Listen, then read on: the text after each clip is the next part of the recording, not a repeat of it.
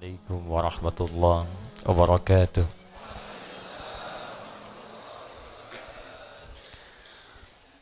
Alhamdulillahilladzi khalaqal insana min 'alaq. Alhamdulillahilladzi wa'adana linakuna min 'ibadillahil mahdiyyin. Alhamdulillahilladzi anzalal Qur'ana wa fihi shifaa'un wa hudan lil 'alamin. Thumma assalatu wassalamu ala rasulillah nabiyyina wa maulana Muhammadin wa ala alihi wa sahbihi wa man walah wa ba'du. Saya ibadallah, usi nafsi wa iyyakum bitaqwallahi faqad fazal muttaqun. فلا تموتن إلا وأنتم مسلمون. فقال تعالى يا أيها الذين آمنوا اتقوا الله حق تقاته ولا تموتن إلا وأنتم مسلمون. Saudara-saudariku, alhamdulillah kita masih diberikan kesempatan untuk beribadah dan mempelajari sebagian dari tuntunan syariat agama kita di masjid ini. Semoga seluruh niat kita diikhlaskan oleh Allah Subhanahu wa taala, karena seluruh ibadah akan bergantung kepada niatnya. Demikian Nabi Muhammad SAW menyampaikan pesan kepada kita dalam satu hadis yang diriwayatkan oleh sahabat mulia Umar ibn al-Khattab Abi Hassin radhiyallahu taala anhu, dan dinukil oleh Al-Imam Al-Bukhari dalam pembuka kitab sahihnya pada nomor hadis yang pertama dalam kitab Bad'ul Wahyi. Innamal a'malu binniyat wa innama likulli imri'in ma nawa. Sungguh seluruh aktivitas pekerjaan apalagi ibadah itu akan bergantung kepada niatnya. Ini setidaknya memiliki dua makna utama. Pertama, semua hal yang terkait dengan motivasi, khususnya niat, itu akan sangat menentukan capaian, kesungguhan, dan kesuksesan sebuah pekerjaan. Jadi kalau niat kita sempurna dalam mengerjakan sesuatu, maka motivasi untuk mengerjakan pekerjaan itu pun akan maksimal dan sempurna. Anda niatnya sempurna untuk belajar, maka semua energi kita pun itu akan maksimal digunakan untuk belajar. Anda bekerja dengan niat yang tulus menyempurnakan pekerjaan, maka energi kita pun akan sempurna untuk memaksimalkan pekerjaan yang kita tunaikan. Dalam pendekatan ukhrawi atau akhiratnya, maka niat akan menentukan nilai pahala yang Allah berikan kepada kita terkait aktivitas yang kita tunaikan sebagai ibadah ataukah bukan. Jadi begitu kita kerjakan diniatkan karena Allah, maka berubah ia menjadi ibadah, dan disitulah kemudian memiliki nilai pahala. Tapi sebaliknya, sekalipun itu tanpa ibadah, bagian dari ibadah, tapi niatnya tidak ditujukan untuk kepentingan ibadah, maka dia tidak memiliki nilai pahala di hadapan Allah Subhanahu wa taala. Saya berikan contoh begini misal. Dia terlihat seperti ibadah, salat. Salat itu ibadah. Infak itu ibadah. Tapi ada orang yang bahkan dicela oleh Allah ketika salat, tidak dianggap ketika infak. Siapa mereka? Yaitu orang yang tidak meniatkan ibadahnya untuk ibadah. Fawailul lil musallin, celaka orang salat. Anda bayangkan, orang salat ada yang dinilai celaka, apalagi yang tidak salat. Tapi siapa yang salat dan celaka ini? Alladzina hum an salatihim sahun, yaitu orang yang lalai dalam salatnya. Lalai yang dimaksudkan apa? Apakah lalai ini lupa rakaat? Apakah lalai ini melambat-lambatkan salat? Ternyata definisi lalai yang pertama yang disebutkan di ayat ini, teruskan ayatnya, alladzina hum yuraun. Pertama yang lalai dalam niatnya. Lalai dalam niatnya. Seorang yang ibadah, motivasinya ingin dilihat Allah. Ini yang paling pertama dari niat. Ketika seorang ibadah, maka keinginannya dilihat oleh Allah. Itu yang disebut dengan ihsan namanya. Hadis Muslim nomor hadis yang ke-8. An ta'budallaha ka'annaka tara fa illam takun tarahu fa innahu yarak. Maka engkau menjadikan ibadahmu itu semua ingin dilihat oleh Allah. Walaupun engkau tak mampu melihatnya, maka engkau yakin kau diperhatikan oleh Allah Subhanahu wa taala. Ingin dilihat oleh Allah disebut ihsan sifatnya. Orangnya disebut muhsin. Ingin dilihat oleh makhluk salah niat, maka disebut riya namanya. Alladzina hum yura'un. Maka terlihat seperti ibadah tapi disebut celaka oleh Allah Subhanahu wa taala karena gagalnya niat. Demikian infak. Orang yang infak dengan tujuan bukan karena ibadah, hanya ingin dilihat oleh orang lain, maka disebut oleh Allah seperti orang yang bekerja tapi tak ada nilai. Seperti mengumpulkan pasir-pasir yang lembut lalu dihempas oleh buih-buih air yang kemudian menghabiskannya. Quran surah kedua Al-Baqarah ayat 264. Ya ayyuhalladzina amanu la tubtilu sadaqatikum bil manni wal adza kalladzi yunfiqu malahu ria'an nas. Hei orang-orang yang beriman, jangan engkau gugurkan, batalkan. Jadi ada yang disebut oleh Allah batal amalnya. Salah niat, batal amal. Dikerjakan tapi tak punya nilai. Kayak orang kerja nggak punya gaji. Orang kerja tak dapat upah. Orang ibadah tak dapat pahala. Dan disebut oleh Allah batal amalnya. Seperti orang infak yang mengerjakan infaknya disertai dengan perbuatan yang merusak. Apa diantaranya? Orang infak yang riya ingin dilihat oleh orang lain. Demikian hal pertama yang kita kerjakan dalam setiap aktivitas. Niatkan semua pekerjaan kita karena Allah Subhanahu wa ta'ala. Termasuk dalam mengikuti ta'lim yang kita hadirkan pada malam hari ini. Dengan niat yang ikhlas maka sempurna ilmu akan diberikan kepada kita. Dan dengan niat yang ikhlas karena Allah, tingkatkan takwa kepada Allah, maka akan dipermudah kita untuk menangkap dan mengamalkan pengetahuan yang kita pelajari. Itu yang dimaksudkan di intisari Quran surah kedua Al-Baqarah di akhir ayat 282. Wattaqullah wa yu'allimukumullah. Tingkatkan takwamu kepada Allah. Awal meningkatkan takwa kepada Allah memperbaiki niat. Ketika takwa ditingkatkan, wa yu'allimukumullah, maka Allah akan menambahkan padamu tambahan-tambahan pengetahuan. Semoga Allah memberikan kemudahan pada kita pada setiap apa yang kita pelajari. Kita memulai dengan mendoakan saudara-saudari kita, semoga yang sampai malam hari ini belum beriman kepada Allah dikuatkan jiwanya untuk bersyahadat sebelum ia wafat kembali kepada Allah Subhanahu wa taala. Semoga para pelaku maksiat pada malam hari ini disadarkan hatinya dan mau bertobat, dan semoga kita bersama mereka wafat dalam keadaan husnul khatimah insyaallah. Dan kita juga berdoa semoga segala ujian, khususnya penyakit yang tengah kita hadapi bersama saat ini, COVID-19 atau yang dikenal dengan corona, diberikan kekuatan kita semua untuk menghadapi musibah ini. Khususnya saya ingin menghimbau kepada siapapun kita semua, ada dua hal yang penting kemudian kita maksimalkan terkait dengan kondisi kita, erat kaitannya dengan virus corona yang sedang kita hadapi saat ini. Yang pertama, kita mesti sadar bahwa anatomi tubuh manusia itu terdiri dari 3 bagian. Ini yang diinfokan dalam Al-Quran. Ada fisik, jasad, ada akal, ada roh. Ingat betul ini.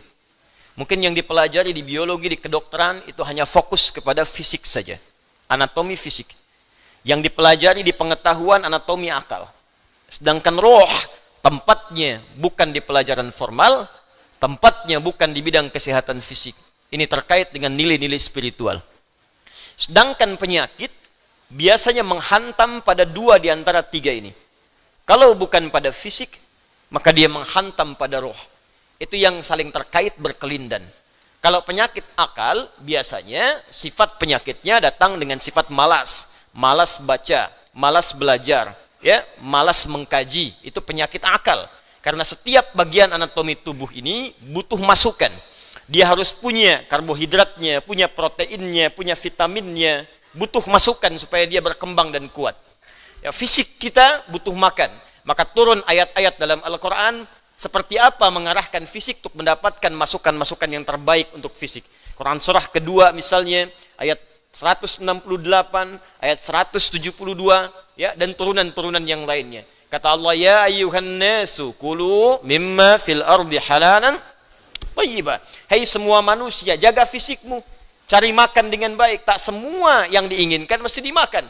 Cari yang engkau butuhkan, membuat fisikmu sehat dengan cara yang legal. Jadi kalau tips Al-Quran ingin badannya sehat, badannya kuat, maka kata Allah diantaranya, apa fungsinya? Diturunkan ayat kata Allah, tidak semua yang diinginkan mesti dimakan. Yang menyehatkan itu yang dikonsumsi. Tapi cari dengan cara yang benar. Jangan sampai Anda dapatkan dengan cara yang menyimpang. Kebutuhan fisik. Akal juga sama. Dia butuh masukan, butuh nutrisi. Tidak diberikan nutrisinya, maka akan tumpul bagian dari otak kita. Maka lemahlah kemudian cara berpikir seseorang, sulit mendapatkan pengetahuan. Apa makanannya? Turun ayat. Quran surah 96 ayat pertama. Iqra bismi rabbikal ladzi khalaq. Membaca bagian dari nutrisi akal. Turun ayat tentang mencari pengetahuan dengan cara yang benar. Quran surah ke-58 ayat 11. Yarfa'illahu alladhina amanu minkum walladhina utul ilma darajat. Allah akan mengangkat derajat seseorang ketika dia memenuhi bagian-bagian kebutuhan hidupnya. Tingkatkan imanmu, yang kedua, tambahkan pengetahuan. Quran surah ke-9 ayat 122. Wa ma kana al-mu'minuna liyanfiru kaffah falawla nafara min kulli firqatin minhum ta'ifah liyattafaqahu fid din wa liyunziru qaumahum idza raja'u ilaihim la'allahum yahdharun. Kata Allah, ayo belajar sampai paham, sampai mengerti. Kalau sudah pandai, balik ke kampung masing-masing, ajarkan orang di kampung supaya mendapatkan pengetahuan yang serupa. Nutrisi terkait akal. Ruh tidak banyak dipelajari. Sejak zaman Nabi, orang bertanya pada Nabi SAW, Muhammad, apa esensi roh? Bagaimana sifatnya? Bagaimana bentuknya? Apa nutrisinya? Turun Quran surah ke-17 ayat 85 untuk menjawabnya. Yas'alunaka 'anir ruh. Qulir ruhu min amri rabbi wa ma utitum minal ilmi illa qalila. Muhammad SAW, mereka semua banyak bertanya kepadamu tentang esensi roh. Katakan pada mereka, roh itu urusanku. Semua infonya hanya dimiliki Allah Subhanahu wa ta'ala. Dan kalian tidak diberi pengetahuan kecuali sedikit. Sedikit untuk urusan fisik, silahkan. Ya, gali, analisis terkait tentang fisik, bedah. Dapatkan kebutuhannya, teliti bagian-bagiannya, dapat kita infonya. Tentang akal, silahkan temukan, kreasi. Dapatkan ciri-ciri pengetahuan yang baru, bidang-bidangnya, turunan-turunannya. Tapi roh, kata Allah, hanya aku yang tahu nutrisinya. Maka diturunkanlah kemudian nutrisi roh untuk menguatkan nilai spiritual seseorang yang bisa menguatkan fisik dan akalnya. Awas, hati-hati ya. Kalau fisiknya sakit, tapi rohnya sehat, itu boleh jadi daya tahan tubuhnya semakin kuat. Dalam arti, bisa jadi, walaupun fisiknya kurang sehat, tapi rohnya kuat, dia bisa menjalani kehidupan dengan baik. Tapi kalau rohnya sakit, walaupun fisiknya terlihat sehat, sesungguhnya dia dalam keadaan selemah-lemahnya dalam beraktivitas. Nanti kita akan buktikan. Ya. Apa nutrisinya? Ibadah. Karena itu tidak ada nutrisi terbaik bagi roh kecuali ibadah. Untuk itulah kita diperintahkan sholat, diperintahkan mengaji, diperintahkan puasa, diperintahkan baca Al-Quran, diperintahkan tahajud. Apa esensinya? Untuk memberikan masukan kepada roh. Berikan makanannya supaya dia sehat. Berikan makanannya supaya dia kuat. Apa kaitan dengan kondisi saat ini? Dari hal yang saya paparkan ini, teman-teman sekalian, maka kita bisa bersama-sama menghadapi, ya, musibah yang tengah kita alami saat ini dengan virus corona. Kita bagi pada dua bagian. Pertama, secara fisik, rujuk Kementerian Kesehatan. Bagaimana informasi dari pemerintah yang disampaikan kepada kita, kita ikuti itu. Ya. Perilaku hidup yang sehat. Ya, kemudian cari makanan yang dibutuhkan yang kuat, hindari begini begitu, tipsnya kita ikuti. Karena itu ikhtiar, ya, ikhtiar secara fisikal yang kita bisa ikuti pedoman-pedomannya. Tapi ada bagian juga yang sangat penting yang terkait dengan pedoman roh. Karena sekuat-kuatnya fisik, kalau rohnya lemah, maka akan berpengaruh pada ketahanan fisiknya. Saya beri contoh sederhana begini. Fisiknya kelihatan sehat, tidak ada luka, nggak ada masalah, cuma rohnya sakit. Iri hati, dengki, perasaan pesimis, perasaan tak enak hati, itu ketika terjadi menimpa roh, dampaknya pasti akan hadir ke fisik. Sakit iri hati, hatinya rohnya yang sakit, fisiknya kuat. Tapi makan jadi nggak enak. Ketemu orang jadi nggak nyaman. Tidur jadi nggak enak, terbawa ke fisik. Sebaliknya penyakit fisik, kalaupun rohnya bagus, fisiknya kena penyakit, tapi tetap beraktivitas akan tetap semangat. Nabi Ayyub itu kan serangan fisiknya kuat. Tapi karena kondisi rohnya kuat, untuk ibadah pun luar biasa. Baru saat kondisi penyakit mengganggu kepada ibadahnya, baru mohon kepada Allah Subhanahu wa Ta'ala diberikan kesembuhan. Baik. Karena itu, terkait dengan ini, saya ingin memberikan pendekatan-pendekatan spiritual, bagaimana kita bisa menguatkan roh, sehingga daya tahan tubuh kita untuk terbantu, ya, bisa menguatkan diri, dan setidaknya membangun kepercayaan diri, agar kita tetap beraktivitas dengan sempurna dan sebaik-baiknya. Ini penting saya sampaikan, karena beberapa pekan ini, saya menerima pesan, tidak hanya dari Indonesia, tapi dari saudara-saudari kita yang di luar negeri, khususnya di bilangan Korea, kemudian ada di Jepang, di beberapa tempat, bahkan yang jangankan untuk ta'lim, untuk sekedar salat berjamaah pun sekarang belum diizinkan untuk berada di masjid atau di tempat-tempat terbuka karena dikhawatirkan tersebarnya dengan mudah virus COVID-19 ini. Ya, kita turut mendoakan insyaallah semoga Allah ringankan, mudahkan dan hilangkan ya penyakit yang dimaksudkan sehingga memudahkan saudara-saudari kita untuk beribadah kembali dengan baik.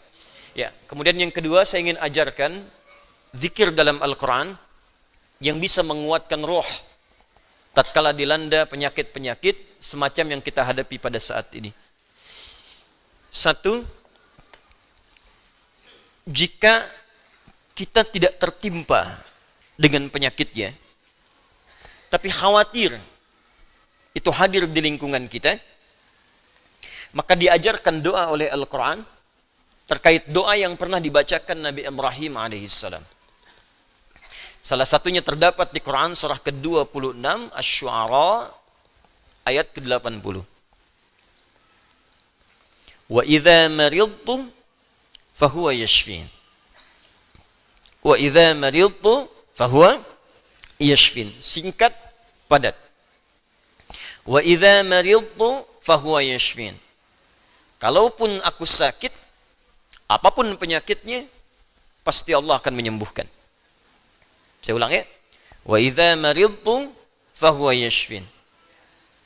Kalaupun aku ditimpa penyakit, apapun penyakitnya, pasti Allah sembuhkan.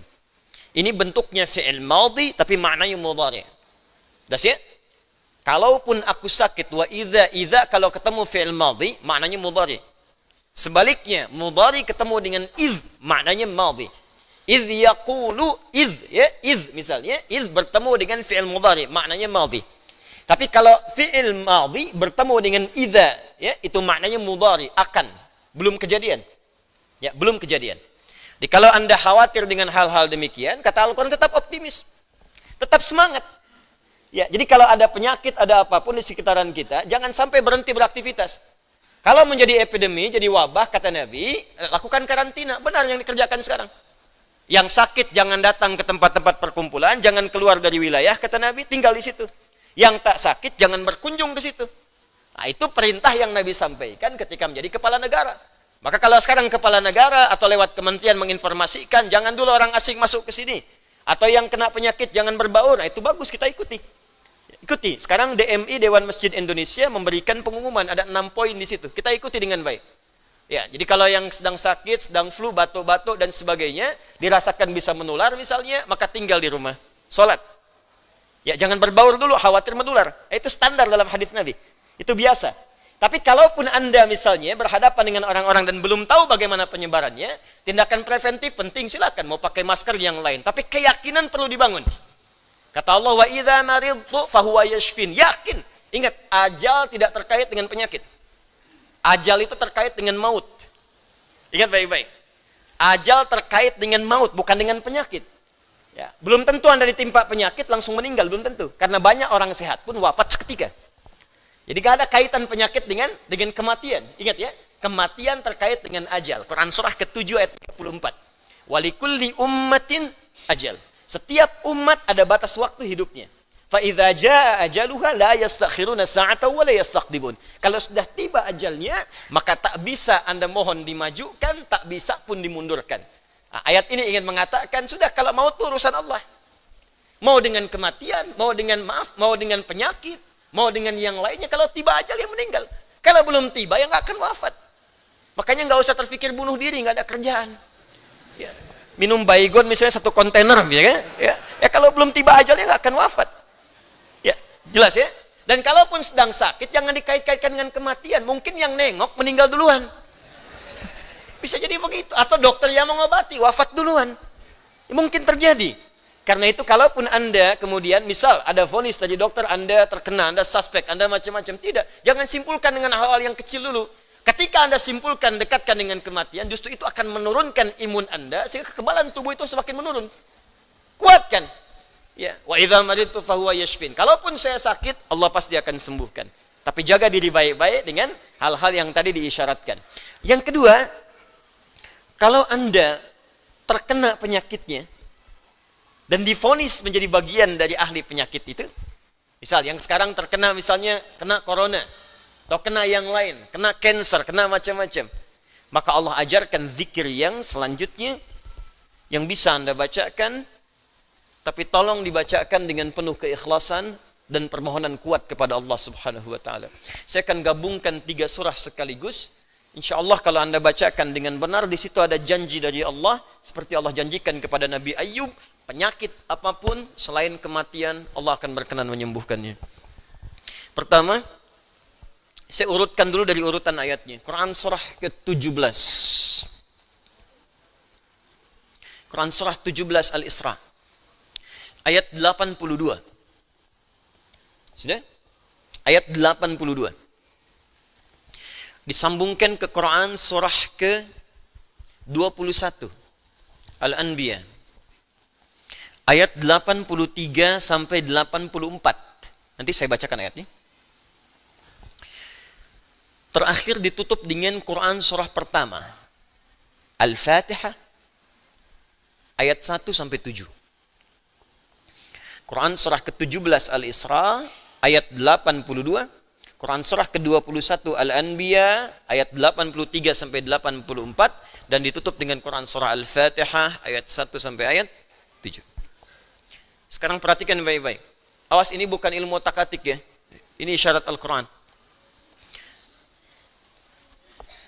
Wa nunazzilu minal Qur'ani ma huwa shifaa'un. Ini poinnya. Wa rahmatul lil mu'minin wa la yazidul zalimina illa khasara.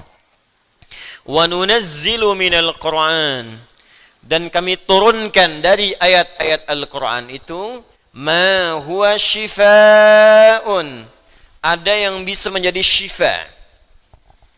Apa itu syifa? Obat. Apa itu obat? Syifa.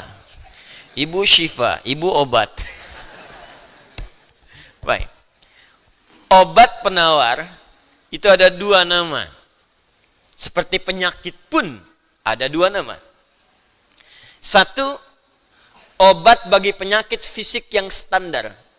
Disebut dawa namanya. Dawaun. Penyakitnya daun, obatnya dawaun. Ya, ada riwayat mengatakan likulli da'in dawaun. Setiap penyakit pasti ada obatnya. Kecuali kematian. Ya, kecuali kematian. Selain kematian, kata Nabi, ada obatnya. Ya, kalau kita mau kreatif, kita dapatkan analisis, dapatkan hadir. Ya, likulli da'in dawaun. Da itu penyakit fisik. Ya, pusing, sakit perut, sakit gigi, macam-macam. Kata Nabi, Anda kreatif, dapat obatnya. Obat untuk fisik ini disebut dawa namanya. Ada yang kedua, disebut dengan maradun. Maradun. Marad itu lebih kepada penyakit hati. Penyakit jiwa, roh. Ini. Quran surah kedua Al-Baqarah ayat 10. Fi qulubihim marad fazadahumullahu marada. Ada orang-orang munafik yang kena penyakit. Fisiknya sehat, kuat, ke masjid nomor 1, saf pertama dia. Cuma di hatinya ada penyakit. Ya, masuk masjid nyanjung Nabi, keluar masjid mencela Nabi. Nah, itu penyakit, hati-hati.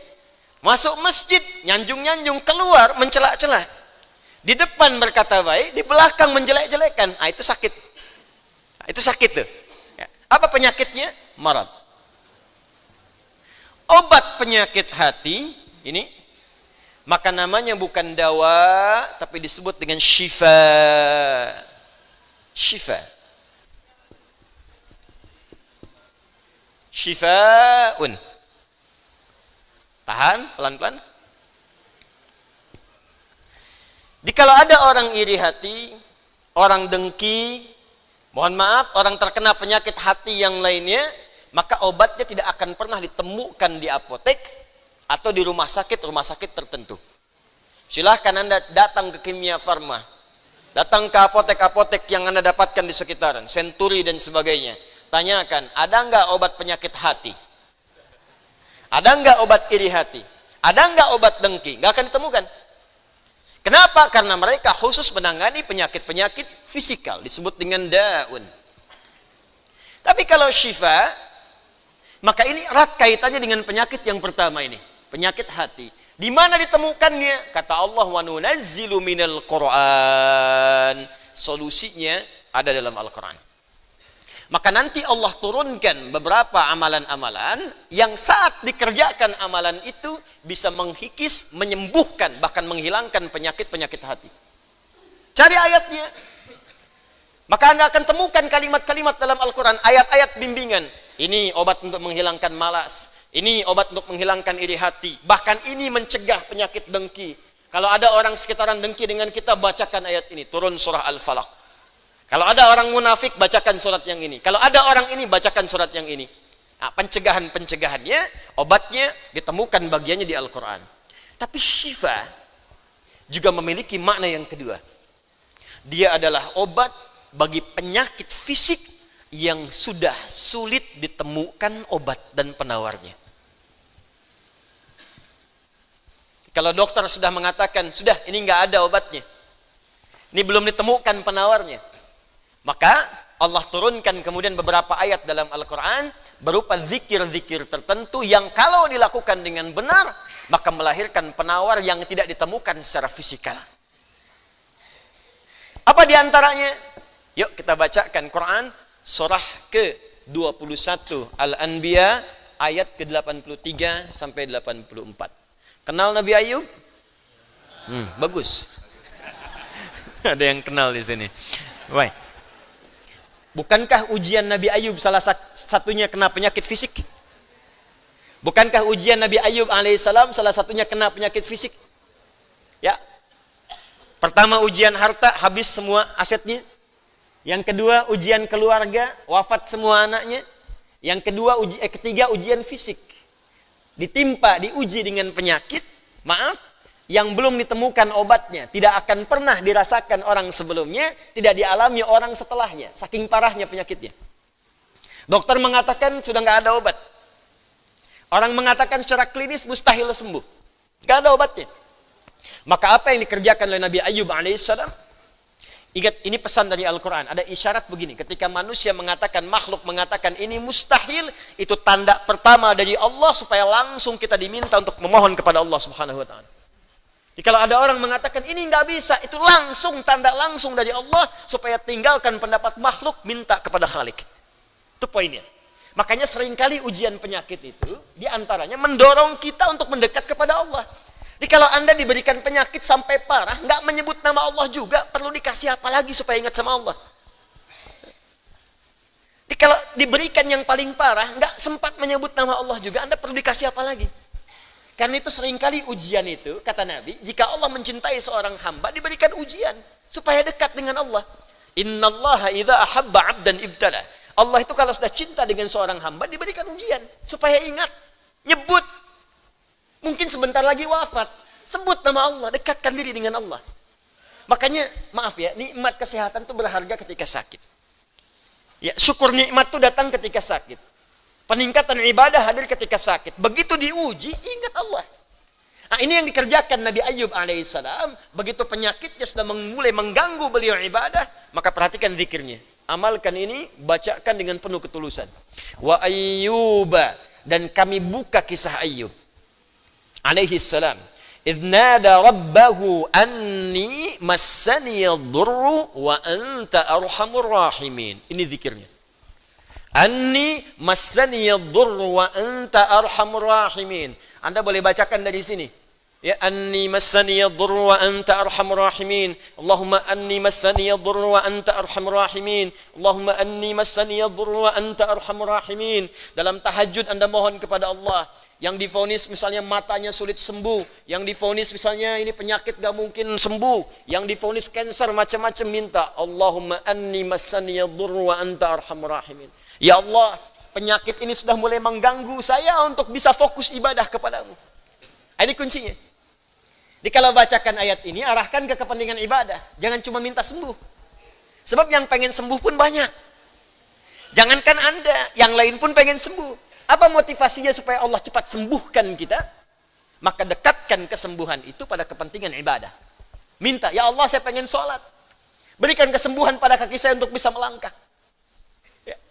Ini peserta karantina Al-Quran, mungkin sebentar lagi akan datang kisahnya. Ada salah satu matanya yang gak berfungsi. Divonis gak bisa melihat. Gak bisa melihat salah satunya. Dia ikut karantina. Dia baca Quran dengan tulus, dia berdoa kepada Allah. Sekitar 2-3 hari yang lalu, tiba-tiba dia masuk kamar mandi, dapat cahaya, terbuka, melihat semua. Sekarang matanya bisa melihat normal dua-duanya. Minta, Allahumma anni massaniyadh-dhurru wa anta arhamur rahimin. Sebentar.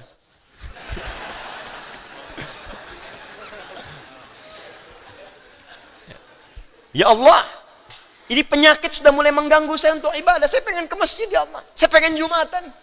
Saya pengen jamaah ya Allah. Cuman karena ini saya nggak bisa lagi jamaah. Bukankah engkau menyukai hambamu yang jamaah ya Allah? Bukankah engkau menyukai hambamu yang sholat bersama ya Allah? Bukankah engkau menyukai zikir ya Allah yang kau dengar setiap waktu ya Allah? Wa anta arhamur rahimin, sedangkan engkau yang paling sayang padaku. Kalau yang paling sayang saja tidak engkau sembuhkan, lantas kepada siapa lagi aku mohon dan meminta? Kalau kepada yang paling sayang saja tidak menyembuhkan, kepada siapa lagi aku mesti meminta? Anda tahu apa jawabannya? Fastajabna lahu fakashafna ma bihi min dhurrin wa atainahu ahlahu wa mithlahu ma'ahum rahmatan min indina, ujungnya wa dzikra lil abidin. Kata Allah, kalau ada orang yang mengamalkan zikir ini seperti Ayub mengerjakannya, aku akan sembuhkan penyakitnya, hilangkan semua kesulitannya, bahkan aku kembalikan aset-asetnya yang dirasakan hilang.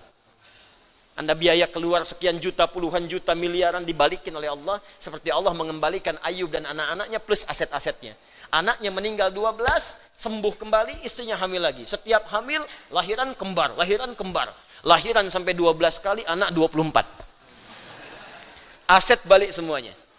Terakhir, bacakan surah Al-Fatihah dengan benar, karena Al-Fatihah disebut langsung juga oleh Nabi sallallahu alaihi wasallam sebagai syifa, sebagai syifa. Seperti pernah kepala suku saya kisahkan di pertemuan awal, tersengat kala jengking dan medis mengatakan tidak mungkin sembuh, diruqyah kemudian dibacakan itu dan Allah berikan kesembuhan.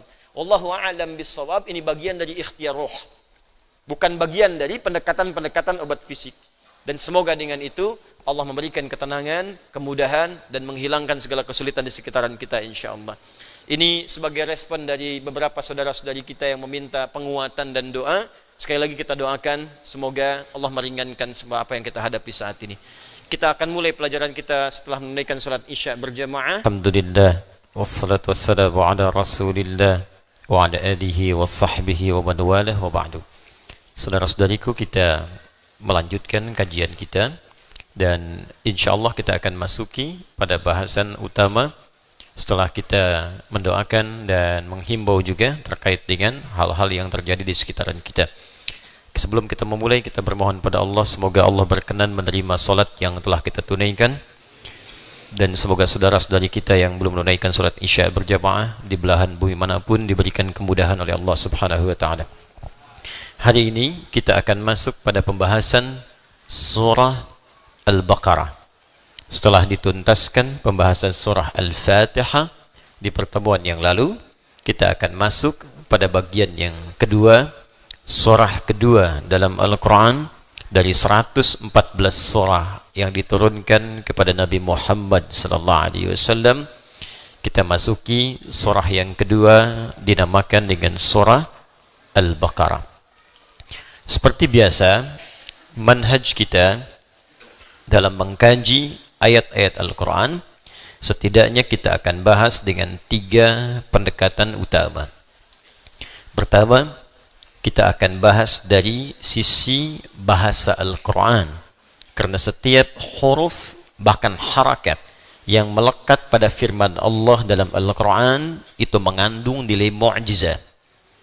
Karena itu sebelum masuk pada kedalaman maknanya, kita akan pelajari kandungan setiap rangkaian huruf dan makna yang melekat di dalamnya.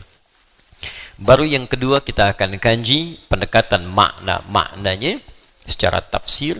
Karena itu kita juga akan merujuk dan harus merujuk pada keterangan para ulama-ulama yang sanadnya nanti akan tersambung pada Rasulullah sallallahu alaihi wasallam. Seperti biasa, saya pun akan perkenalkan kitab-kitab rujukan kita. Dalam setiap pertemuan barangkali saya akan perkenalkan ragam kitab, sehingga insya Allah selesai kita mengaji tafsir ini, kita pun mengenal jenis-jenis tafsir yang ada di bumi saat ini yang kita sudah dapat kaji dan bahas dalam pertemuan kita. Dan terakhir kita akan bahas pula terkait dengan khususnya fiqh ataupun ibadah atau muamalah yang terkait dengan ayat-ayat yang dikaji pada setiap surah yang kita bahas. Kita masuki surah Al-Baqarah. Kenapa surah ini dinamakan dengan Al-Baqarah? Kita awali dengan mukaddimah terlebih dahulu. Penamaan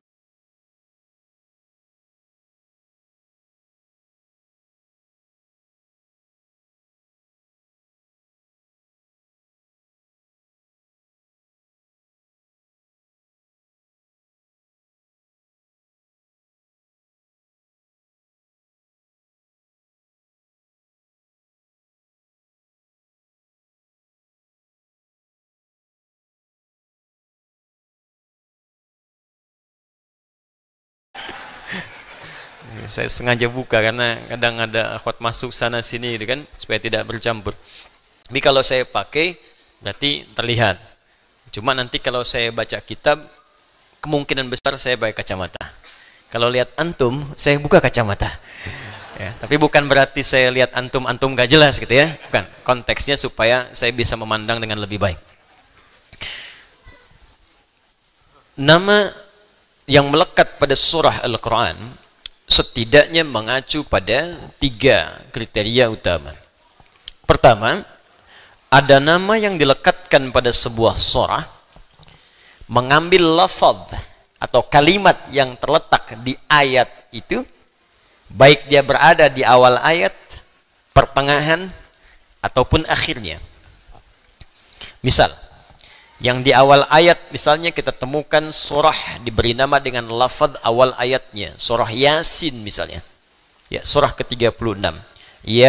Yasin wal Qur'anil baik. Maka diberi nama surahnya dengan surah Yasin, mengambil lafaz pertama di awal ayat, di awal surah yang dimaksudkan. Yang juz amma misal surah Ad-Duha. Wadduha wal-laili idza saja. Wadduha, maka diberikan nama yang melekat pada surah ini dengan nama Ad-Duha. Ada lagi misal yang di pertengahan, ya, Al-Insyirah atau surah Alam Nashrah atau Asy-Syarah. Ya, dari mana kalimatnya diambil Asy-Syarah? Ada redaksi berbunyi di awal ayatnya Alam Nashrah laka sadrak. Alam awal pembukanya, nashrah. Dari sini diambil kemudian penamaannya surah Asy-Syarah atau Al-Insyirah, atau bahkan disebutkan alamnya, Alam Nashrah. Ada yang diambil dari akhirnya misalnya. Ya, 2 surah paling favorit di muka bumi bagi muslim milenial masa kini. Dua-duanya Qul. Ya, Qul terakhir dalam Al-Qur'an surah 113 dan 114. 113 Qul a'udzu birabbil falaq. 114 ini yang paling favorit. Qul a'udzu birabbin nas. Maka surah 113 diberi nama surah Al-Falaq, dan surah ke-114 diberi nama surah An-Nas. Jadi ada nama surah yang diambil dengan nama lafaz pembuka atau yang melekat pada ayat itu, baik di awal, pertengahan ataupun akhir ayat, karena hikmah tertentu. Nanti kalau sudah masuk ke dalam surah dan ayatnya, kita bahas hikmahnya.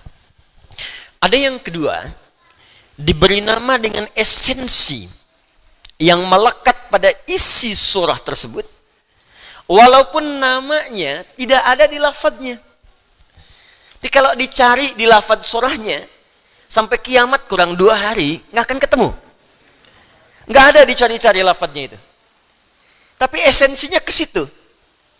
Misal, tadi 113, 114, 112.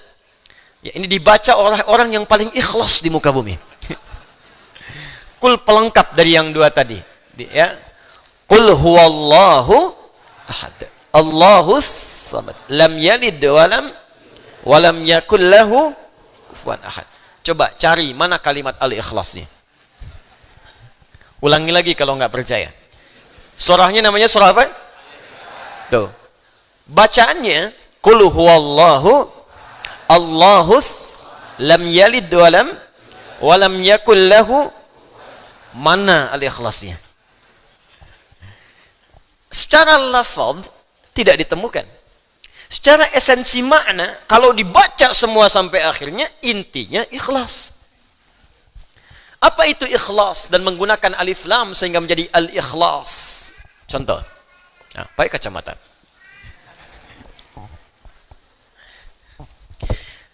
Al-ikhlas, begini tulisannya. Ya.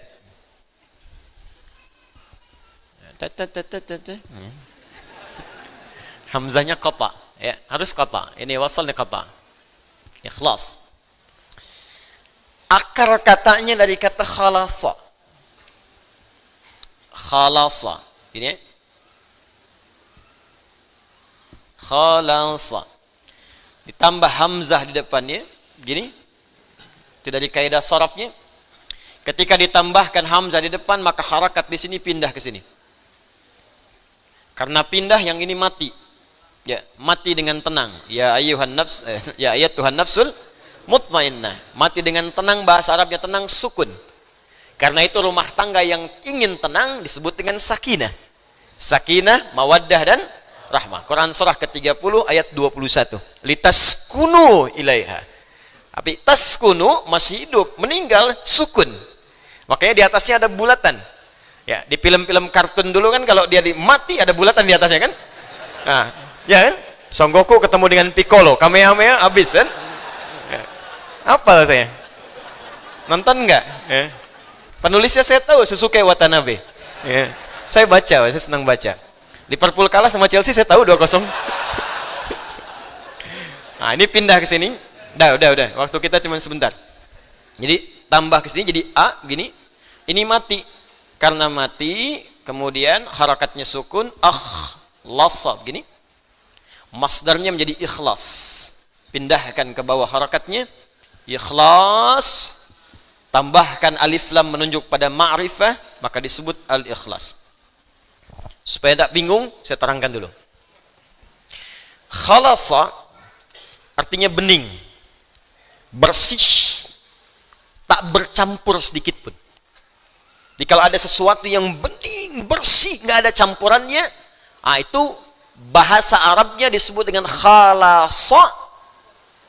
Kemudian subjeknya bisa orang, bisa benda, disebut dengan khalis namanya.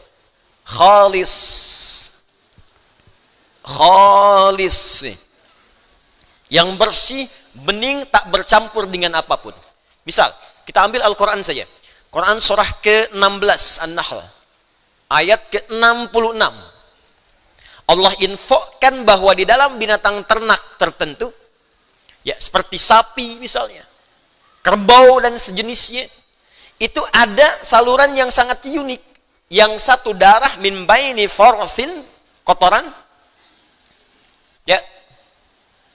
Di sini ada kotoran, farthin, fa, ra, tha. Wadamin, darah. Nih. Yang ini darah aja. Yang ini kotoran aja.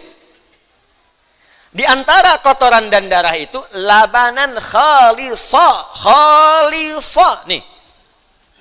Sa'igan lisyaribin.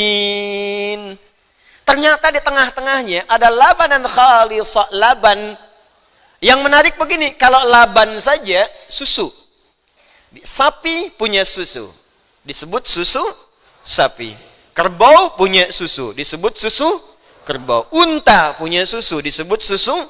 Tapi tak banyak orang tahu susu itu terletak di mana? Di antara darah dan kotorannya. Yang paling menarik, ditambahkan kalimat yang sangat luar biasa. Khalisa, menunjuk mu'jizat Al-Quran. Firman Allah, bukan rekayasa manusia. Jadi kalau rekayasa manusia, bagaimana bisa terjadi seperti ini? Mustahil.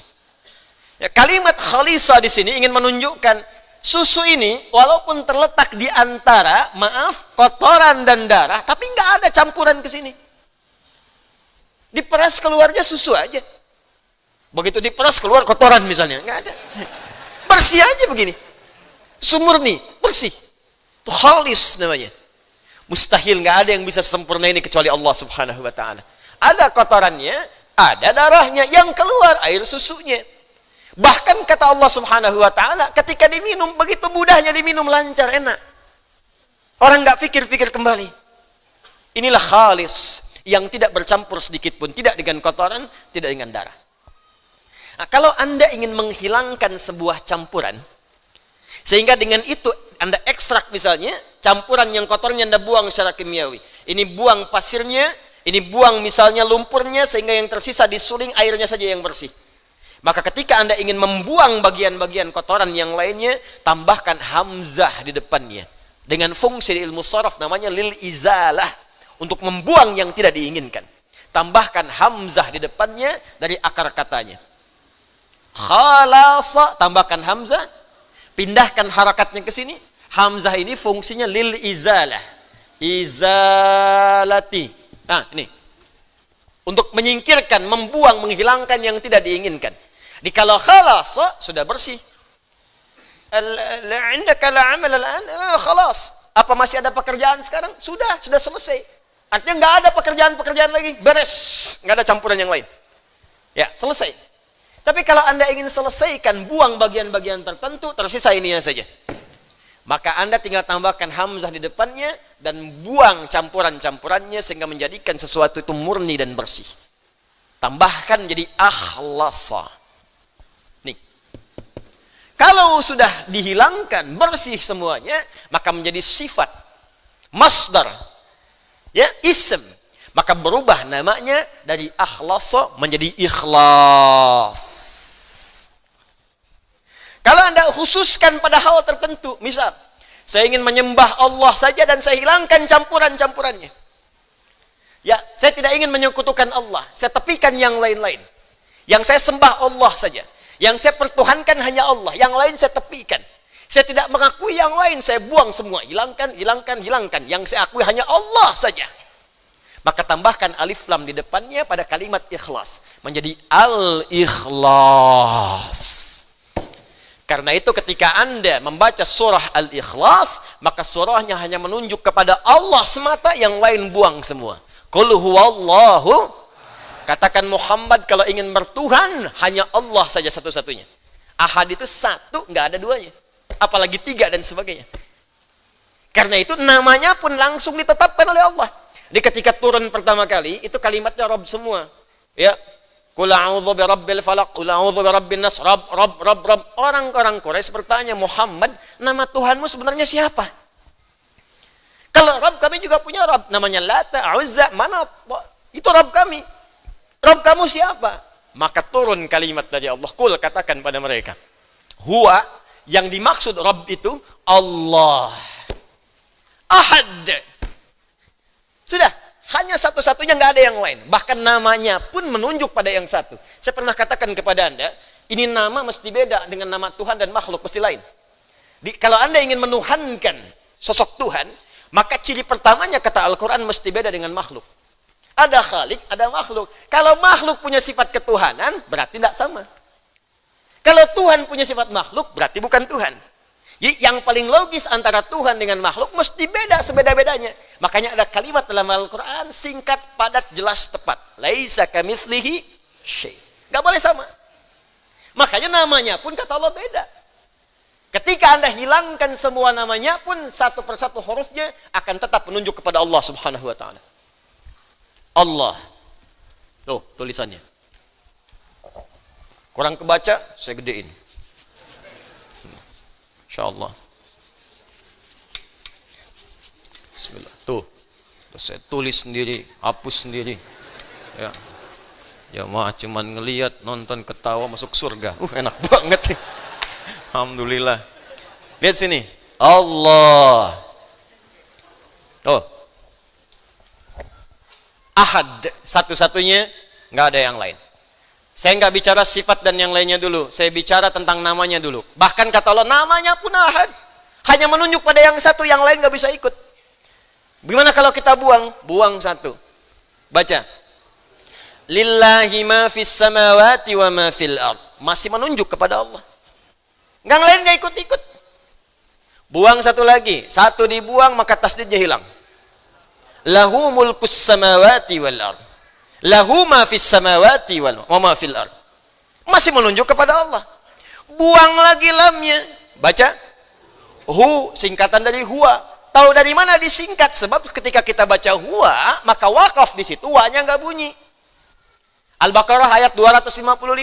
Allahu la ilaha illa hu. Kalau mau baca huwa, teruskan wasal. Allahu la ilaha illa huwal hayyul qayyum. Baru baca huwa.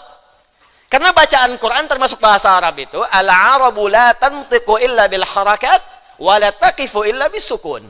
Orang Arab tak mungkin mengucapkan kecuali ada harakatnya, disebut dengan hidup ayu. Dihidupkan dengan a fathah, ya kasrah i atau u dhammah. A i u.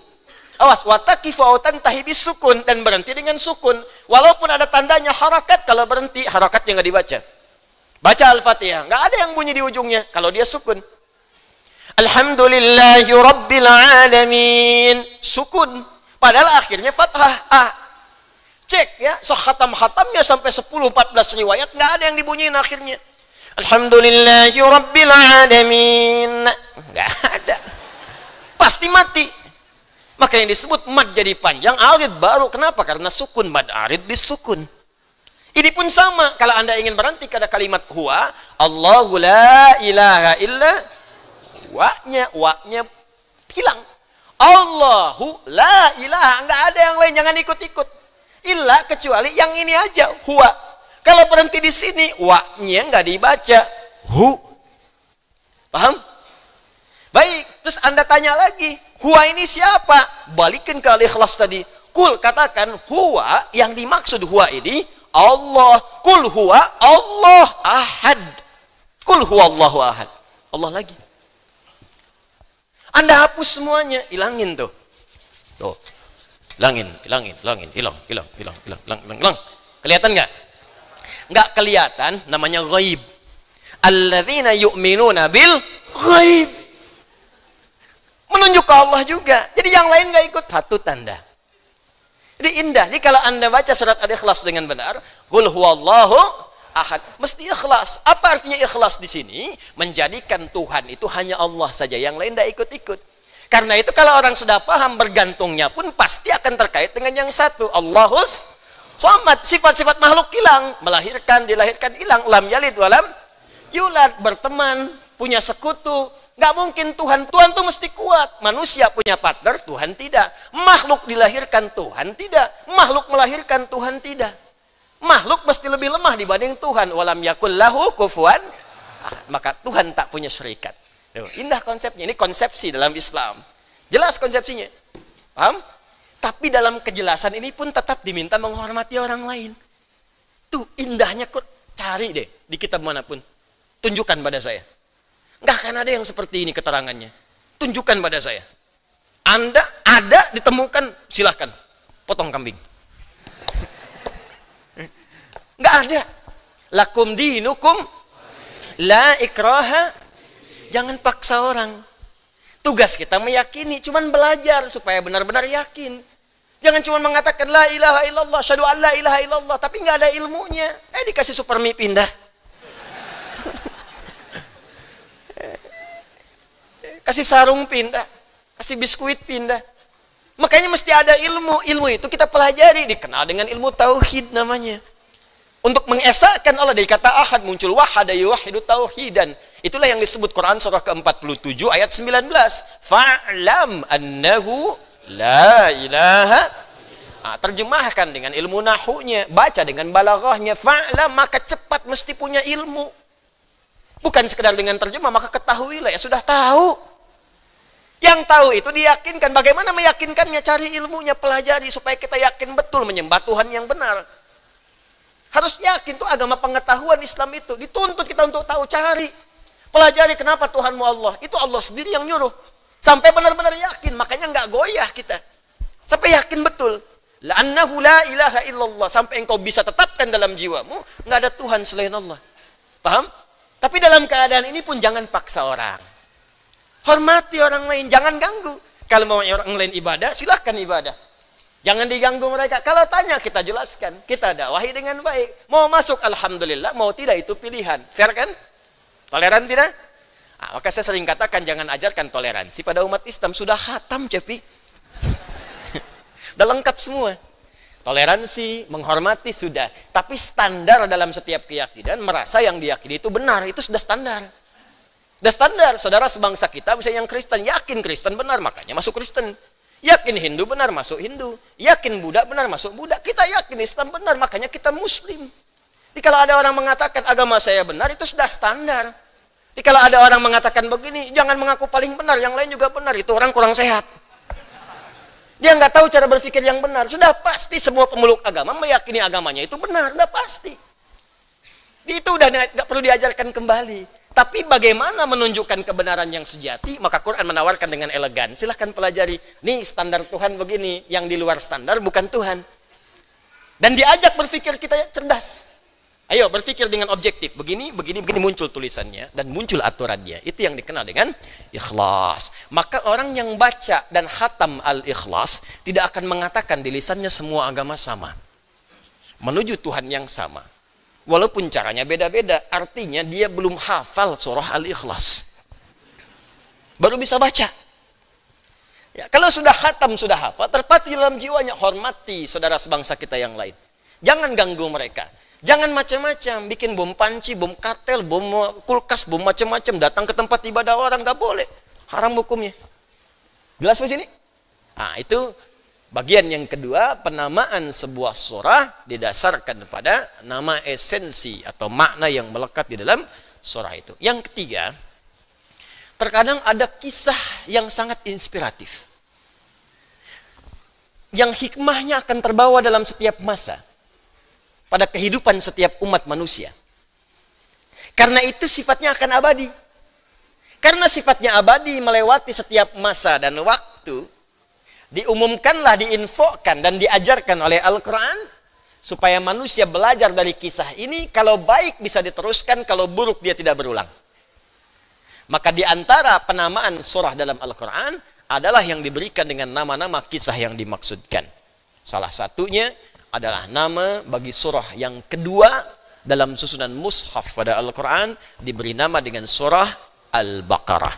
Surah Al-Baqarah ini menganut bagian yang ketiga, yaitu disebutkan penamaannya atas kisah inspiratif yang terjadi pada satu masa yang hikmahnya ingin disampaikan oleh Allah kepada kita umat manusia tanpa mengenal batas dan waktu. Seperti apa kisahnya? Bagaimana kemudian inspirasinya? Seperti apa diawali ayat sampai akhirnya? Ini yang coba kita akan baca dalam kesempatan malam hari ini. Jelas sampai sini? Apa artinya Al-Baqarah? Sapi betina. Kalau sapi jantan, buang taknya, bakar. Jelas ya? Ya, sapi jantan. Kalau sapi betina, Al-Baqarah. Baik. Unta jantan, Jamal. Unta betina, wah jangan ngarang, bukan Jamalah. Enggak semua yang betina itu atau yang kemudian gendernya beda mesti tambah tak, tidak semua begitu. Nanti repot begitu kan? Masjid itu buat laki-laki, buat perempuan masjidah. Ini tidak. unta jantan jamalun, unta betina naqatun, naqatallahi wasuk ya fakadzabuhu faqaru ha. Unta jantan jamal hatta yalijal jamalu fi samil khiyat. Jelas? Kalau unta saja nggak tahu jantan atau betina, ibil. Ibil. Bukan unta nggak jelas jantan betina, bukan. Bukan lucu-lucuan aja gitu kan, bukan. Ini unta kalau kita belum tahu ini jantan atau betina umum namanya ibil. Afala yanzuruna ilal ibili kaifa khuliqat. Apakah dia jantan atau betina? Kalau sudah tahu jantan jamalun, betina naqatun. Jelas? Unta yang ditunggangi. Punya bagian beban tunggangan. Apa namanya? Ba'ir. Nah, unta itu punya banyak nama. Kalah antum mau unta. Nanti lain waktu kita bahas. Nah, sekarang Baqarah itu sapi betina secara terjemahan. Tapi ingat, membaca Al-Quran dan share tentang nama surah tidak boleh dengan terjemahan. Terjemah itu hanya untuk mendekatkan makna pada keterangan yang akan kita gali. Tapi share ini tetap menggunakan bahasa Arabnya. Karena mu'jizat, ya, termasuk nama-nama melekat pada Al-Quran mu'jizat. Yang kalau disebutkan terjemahannya hilang sifat mu'jizatnya. Akhi lagi merajaah surat apa? Al-Baqarah, An-Nisa, Ali Imran, An-Nahl, senang semua. Ukhti lagi merjaah surat apa? Surat mak-mak. Hilang. Anda apa? Surat semut. Ya, An-Nisa tadi, An-Naml yang berikutnya. Kan gak enak kedengarannya. Nah, apa kisah yang terjadi dalamnya sehingga disebutkan Al-Baqarah, kita bacakan kemudian keterangannya. Saya bawa kitab namanya Qasasul Quran. Karangan Syekh Muhammad Ali Qutb. Nah, nanti kalau sudah masuk pada kisah yang lain, mungkin satu saat saya akan bawakan infokus, mungkin di sini dipasang. Ada buku bagus termasuk peta-petanya, Atlas Qasasul Quran. Ada atlasnya, ini petanya di mana? Misal Nabi Ayub lahirnya di mana? Sekarang tempatnya di mana? Posisinya di mana? Kanan atas, kiri bawah, atau ke tengah-tengah, dia di negara mana?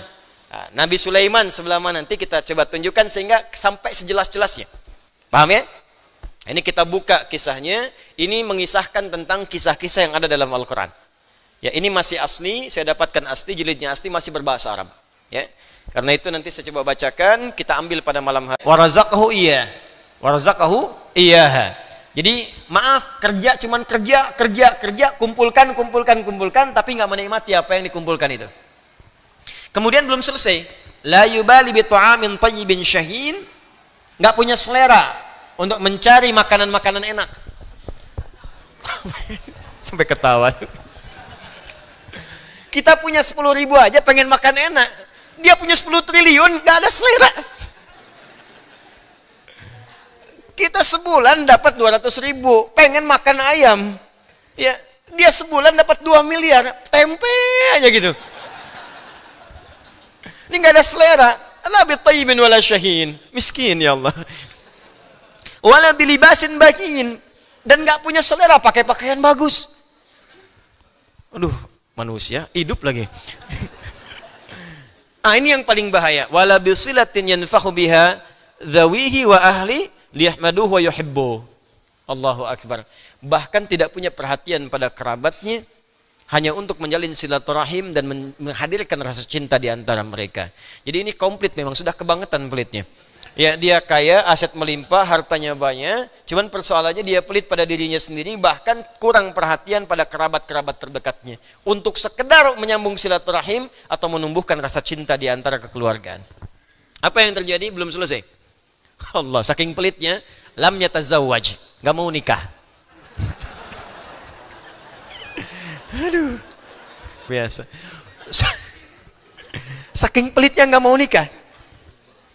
Falam yurzaq biwalad, maka enggak punya keturunan. Ya, wala nadri hal kana yatahassar ala hadzal hirman am radiyan nafsi biman la yusharika malah. Allahu akbar. Kami pun enggak ngerti, kata penulis buku ini, kami pun enggak ngerti, dia ini enggak nikah, memang enggak punya selera menikah, apa enggak pengen ada persaingan untuk mendapatkan hartanya. Jadi dia takut mungkin kalau menikah itu sebagian dapat oleh istrinya. Kalau nikah harta diambil oleh keturunannya. Sampai saking pelitnya nggak nikah. Bayang nggak teman? Wa kana lahu auladu akhin fuqara. Namun demikian perlu Anda ketahui, wa kana lahu auladu akhin fuqara. Dia memiliki saudara, anak-anak, dan hidup dalam keadaan miskin. Jadi si kakek ini punya saudara, saudaranya punya anak-anak, dan keadaan mereka fakir, sangat miskin. Fakir. Dia ada fakir, ada miskin, itu beda. Fuqara jama fakir. Kalau fakir, sudah nggak ada pekerjaan dan sulit memenuhi kehidupan. Kalau miskin, ada pekerjaan, tapi hasil pekerjaan itu tak mampu memenuhi kebutuhan. Jelas ya? Dan ini berhak mendapat zakat. Ada di Al-Quran surah ke-9 ayat 60. Innamas sadaqatu, zakat hanya boleh disalurkan. Yang bagian pertama, lil fuqara. Jadi menempati urutan pertama. Ya, wal masakin, dan orang miskin. Golongan yang kedua. Dari 8 golongan. Ya, nanti ada al-amilin 'alaiha, mu'allafati qulubuhum, wa fir riqab, wal gharimin, wa fi sabilillah, wa ibnis sabil. 8. Fuqara. Qad adzallathumul hajah. Saking fakirnya, itu sangat sulit mendapatkan kebutuhan. Dia kata zillah. Zillah itu, maaf Pak ya, ibu rendah. Terhina gitu. Jadi untuk menemukan makanan-makanan yang kata orang pun makanan yang biasa, murah, itu nggak bisa. Ya, biasanya yang mungut-mungut, tempat sampah, apa gitu. Ya, ya dari makanan sisa orang diambil itu orang Arab menyebutnya zillah untuk makanan itu. Berumur panjang. Apa hikmahnya? Nanti kita lihat. Kita lihat. Wa kana wahidun min abna'i akhihi, maaf, syariran bitab'i. Dari 5 tadi, salah satu di antara mereka ternyata punya perilaku tabiat yang tidak baik. Pelaku kriminal. Syarir itu, jadi ada pakai sin, ada pakai shin. Makhrajnya beda ya. Kalau shin besar, shin, wastul lisan di sini. Shin, wastul lisan. Kalau sin kecil, torful lisan di sini. Di lidah ujung bertemu dengan gigi. Ada syarir, syarrun, ada sarrun, itu beda. Kalau pakai sin kecil, sururun, itu gembira.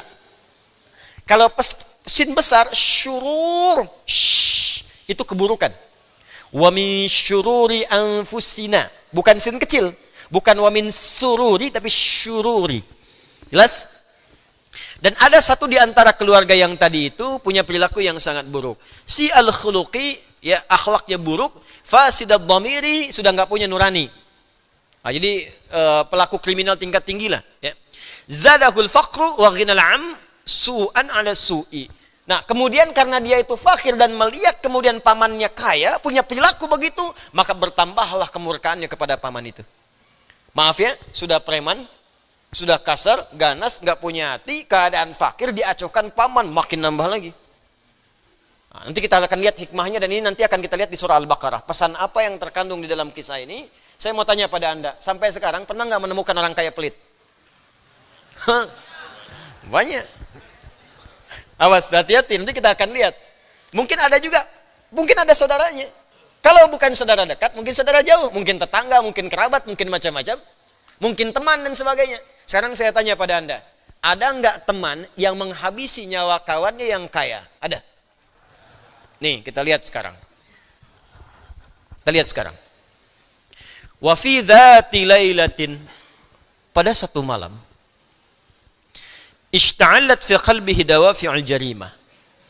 Maka muncullah, menyala-nyalalah dalam jiwanya, dalam nafsunya keinginan untuk berbuat tindakan kriminal. Wa waswasa lahu syaitanu asbabaha.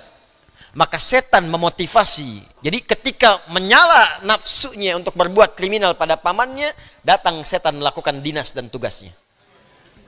Was-was. Di setiap pikiran maksiat itu akan disertai oleh setan yang berdinas. Makanya jangan pernah berpikir maksiat. Kalau Anda berpikir maksiat, setan datang, Pak. Kalau Anda pengen ngundang setan, itu pelaku maksiat itu begitu. Jadi terfikir sedikit, setan datang. Makanya gampang kalau kita ingin menolak setan, cukup kita lakukan yang baik-baik. Ya, Anda mengerjakan taat, setan pergi. Anda mengerjakan maksiat, setan datang. Jadi kalau nggak mau diganggu setan, setan bosan dengan Anda. Bosan sama orang ini gitu ya. Ya. Bikin setan sampai capek, bikin setan bosan. Ya, ayo kita lawan dia. Caranya apa? Bikin dia putus asa dengan meningkatkan ketaatan. Tinggalkan maksiat. Makanya nanti kita akan lihat di antara surah yang kalau dibacakan surah itu, setan nggak akan datang. Itu Al-Baqarah. Nanti kita lihat fadilahnya. Nanti ada hadis Nabi mengatakan di riwayat Al-Imam At-Tirmidzi, orang yang membacakan Al-Baqarah di dalam rumahnya, maka setan tidak akan datang kepadanya dalam 3 malam. Orang yang baca Al-Baqarah di siang hari, setan nggak akan datang di 3 hari. Ya, nggak percaya silakan. Bacakan, bacakan, bacakan, bacakan. Ya. Kalau setannya masih datang, berarti dia hatam Quran tuh. Anda baca Al-Baqarah. Enggak, mungkin Anda yang bacanya kurang tepat ya. Jadi kita lihat teruskan. Wa zayyana lahu na'imal irthil 'aridi wal malil jammi. Bahkan diangan-angankan nih loh, ini kamu akan dapat kalau dia mati, kamu eksekusi, hartanya akan berpaling kepadamu. Tuh, hati-hati. Ini motivasi bagi pembunuh, motivasi bagi perampok dengan merampok harta banyak, dengan korupsi harta banyak terkumpul.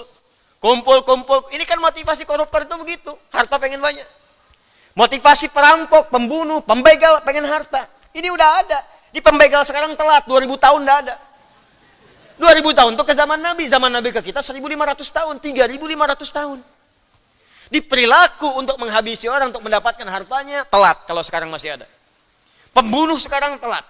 Perampok sekarang telat. Koruptor sekarang ketinggalan zaman. Udah jauh. Ya. Itu makanya penyidik yang paling hebat itu diteliti dulu siapa yang datang, bagaimana ekspresinya, gesturnya bagaimana. Ya, ini kok tiba-tiba belum tahu apa-apa udah nangis, udah macam-macam dan sebagainya. Awas. Nah, ini udah ada kejadian, maka bisa belajar dari sini nih dalam penelitian-penelitian. Walatama wasaha, dia memukul-mukul pipinya, berteriak, paman saya meninggal, tolong dan sebagainya. Ya, fitamthilin bari, profesional actingnya. Fitamthilin bari, berakting secara profesional. Luar biasa, ya. Ka'annahu faqada azizan ghaliya, seakan-akan dia kehilangan orang yang sangat dia sayangi. Baik. Thumma qala qailun minhum, dan di antara orang berkerumun itu ada yang mengusulkan, berkata mereka, linadhhab ila nabiyyillahi Musa alaihi salam, faqad najidu ladaihi ma yajlu ghawamidal hadithil alim. Hadithil alim. Kalau gitu saya usul kita pergi aja kepada Nabi Musa alaihi salam. Dengan datang itu mungkin kita bisa mendapatkan solusi dan diberi petunjuk untuk menemukan pelaku pembunuhan brutal ini. Maka sepakatlah mereka berangkat ke Nabi Musa alaihi salam, bertanya seputar pembunuh ini siapa. Nah, ini diantara mungkin nanti di sisi lain kita akan belajar cara menemukan dan mengungkap kasus-kasus tertentu mungkin di sub yang lain. Tapi pertanyaannya, saat mereka datang ke Nabi Musa itu, seperti apa mereka menginformasikan pada Nabi Musa? Bagaimana dialog yang terjadi ketika bertemu Nabi Musa? Apa jawaban Nabi Musa ketika disampaikan kasus seperti ini? Itu jawabannya ditemukan di surah Al-Baqarah. Untuk itulah baru kita masuk ke suratnya untuk menemukan tentang lanjutan kisah yang dimaksudkan ini. Kita baca sekarang, jangan tunggu minggu depan. Ketipu ya. Dikira pekan depan ya. Sekarang. Saya udah nggak taklim berapa pekan kemarin. Sekarang sampai subuh kita.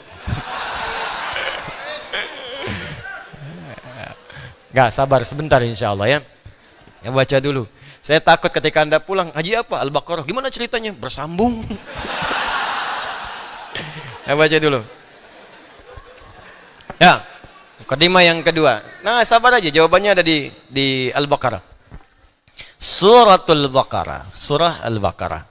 Kita merujuk pada keterangan ulama dulu, saya bacakan kitabnya supaya ilmunya kita sampai dan lengkap ya dengan sanad-sanad yang jelas.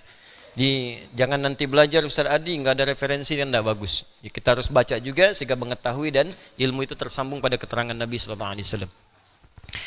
Yuk kita masuk pada pembuka yang kedua, mukadimah kedua. Kan kalau di kisah tuh begitu kan? Nah, slide-nya dulu, pindah lagi ke yang lain baru ujungnya nyambung ya. Suratul Baqarati atwalu suratin fil Qur'anil Karim. Ya, surah Al-Baqarah adalah surah yang paling panjang dalam Al-Qur'an. Faqad istaghraqat juz'aini wa nisfa juz'in taqriban min 30 juz'an qusima ilaihi Al-Qur'an. Al-Baqarah ini satu surahnya sudah mencakup 2 juz lebih dari 30 juz dalam Al-Qur'an. Ya, tepatnya 2 juz 4 halaman. 4 lembar, 2 juz 4 lembar, 8 halaman, 120 baris. Ya, 1 halaman 15 baris, mushaf standar, 1 lembar 30 kali 4, 120. Jadi kalau antum hafal Al-Baqarah saja, berarti insya Allah sudah menghafal 2 juz lebih dalam Al-Quran. Kalau ingin 3 juz tambah Ali Imran sampai 92 ayat. Wa tablughu ayatuha sittan wa thamanina wa mi'atai ayatin.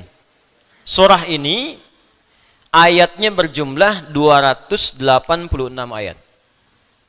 Wa qila sab'un wa thamanuna wa mi'ata ayatin. Ada yang mengatakan 287 ayat. Nah, cuma begini ya, begini. Saya ingin sampaikan dulu sesuatu yang sangat penting. Penomoran dalam ayat Al-Quran, termasuk harakat, ya, khususnya dalam penomoran di sekian ayat, itu didasarkan pada waqaf wal ibtida. Nabi bacakan, Nabi mulai di mana, berhenti di mana. Ya, jadi kalau ada yang menyebutkan 200 sekian, bukan jumlahnya beda. Tetap kalau dibacakan ayatnya sama. Cuman kadang perbedaan para ulama untuk menentukan di sini mulai, di sini berhenti. Karena kadang Nabi bacakan ayat ini mulai di sini. Sahabat yang hadir di hadapan Nabi pada saat itu, maka mereka seperti Nabi ucapkan, mulai di situ, berhenti di situ. Di tempat lain, kadang Nabi berhenti di tempat A, nyambung di tempat B. Maka disimpulkan oleh orang yang hadir di tempat itu, tak hadir di tempat yang pertama. Maka dimulai di sini, berhenti di sini. Dulu zaman Nabi, belum ada nomor-nomor ayat. Al-Baqarah ya Al-Baqarah saja. Ini nggak tahu, ini ayat pertama, ayat kedua, ayat ketiga, dan sebagainya. Dihitung, Nabi berhenti di mana. Mana yang disepakati.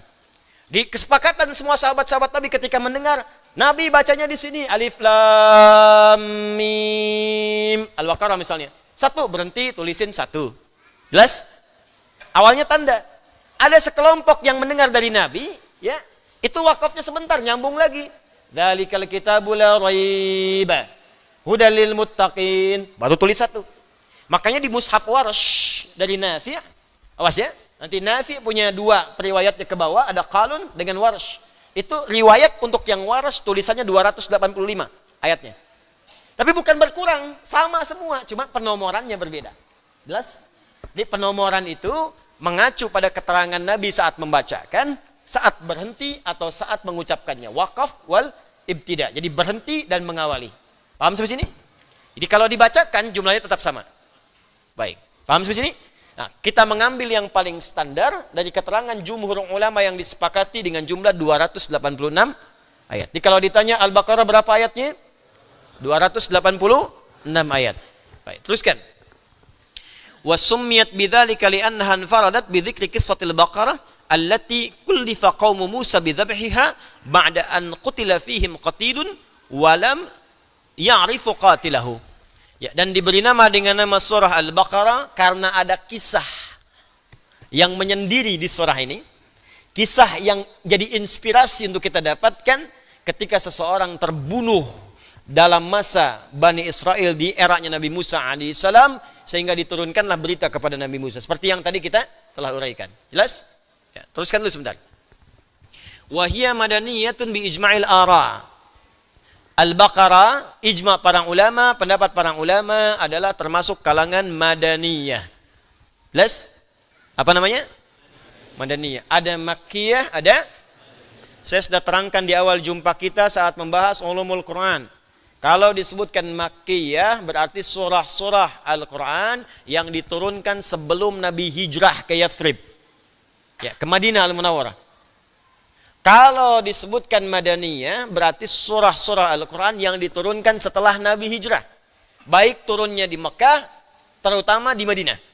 Baik turun di Madinah ataupun di Mekah, kalau turunnya setelah hijrah disebut apa namanya? Madaniyah. Kalau turunnya sebelum hijrah disebut apa namanya? Makkiyah. Ada yang menyebut Makkiyah turun di Mekah, Madaniyah turun di Madinah. Tapi umumnya yang saya ikut pada rajihnya, pendapat yang paling kuat, Makkiyah turun sebelum hijrah, Madaniyah turun setelah hijrah. Wa qad ibtada'a nuzuluha ba'da hijratin Nabi sallallahu alaihi wasallam ila al-Madinah. Awal mula turunnya surah Al-Baqarah diturunkan saat di awal masa Nabi hijrah ke Madinah. Jadi surah Al-Baqarah ini di antara ayat-ayatnya termasuk ayat-ayat yang mula-mula turun saat Nabi hijrah ke Madinah Al-Munawwarah. Jelas? Nanti kita akan lihat. Wa qad nazala mu'azzamuha fi sanawatil ula min al-hijrah. Sebagian besar ayatnya 286, sebagian besarnya turun di awal-awal masa hijrah. Ya, jadi seperti ayat apa misalnya? Ayat puasa awal-awal hijrah tuh, tahun kedua hijrah. Persis di bulan hari Senin, bulan Sya'ban nanti, bulan depan. Itu turunnya surah Al-Baqarah ayat 183 di bulan Sya'ban, hari Senin. Ya, di tahun kedua ya, Hijrah. Itu turun kemudian surah Al-Baqarah ayat 183. Kemudian surah-surah tentang solat yang arah kiblat berubah dari Masjidil Aqsa ke Masjid Al-Haram. Ya, itu pun di awal-awal. Turunnya di awal-awal Hijrah. Yaitu dengan turunnya Al-Baqarah ayat 144.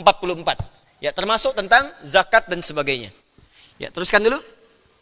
واستمر نزولها إلى قبيل وفاة النبي صلى الله عليه وسلم بفترة قليلة وكانت آخر آيات من القرآن نزولا منها هي قوله تعالى واتقوا يوما ترجعون فيه إلى الله ثم توفى كل نفس ما كسبت وهم لا يظلمون. Sampai turunlah ayat-ayat ini berakhir sampai sebelum wafatnya Nabi sallallahu alaihi wasallam, hingga akhir ayat yang diturunkan kepada Nabi sebelum wafat termasuk bagian surah Al-Baqarah. Akhir ayat, ya, yaitu Al-Baqarah ayat 281.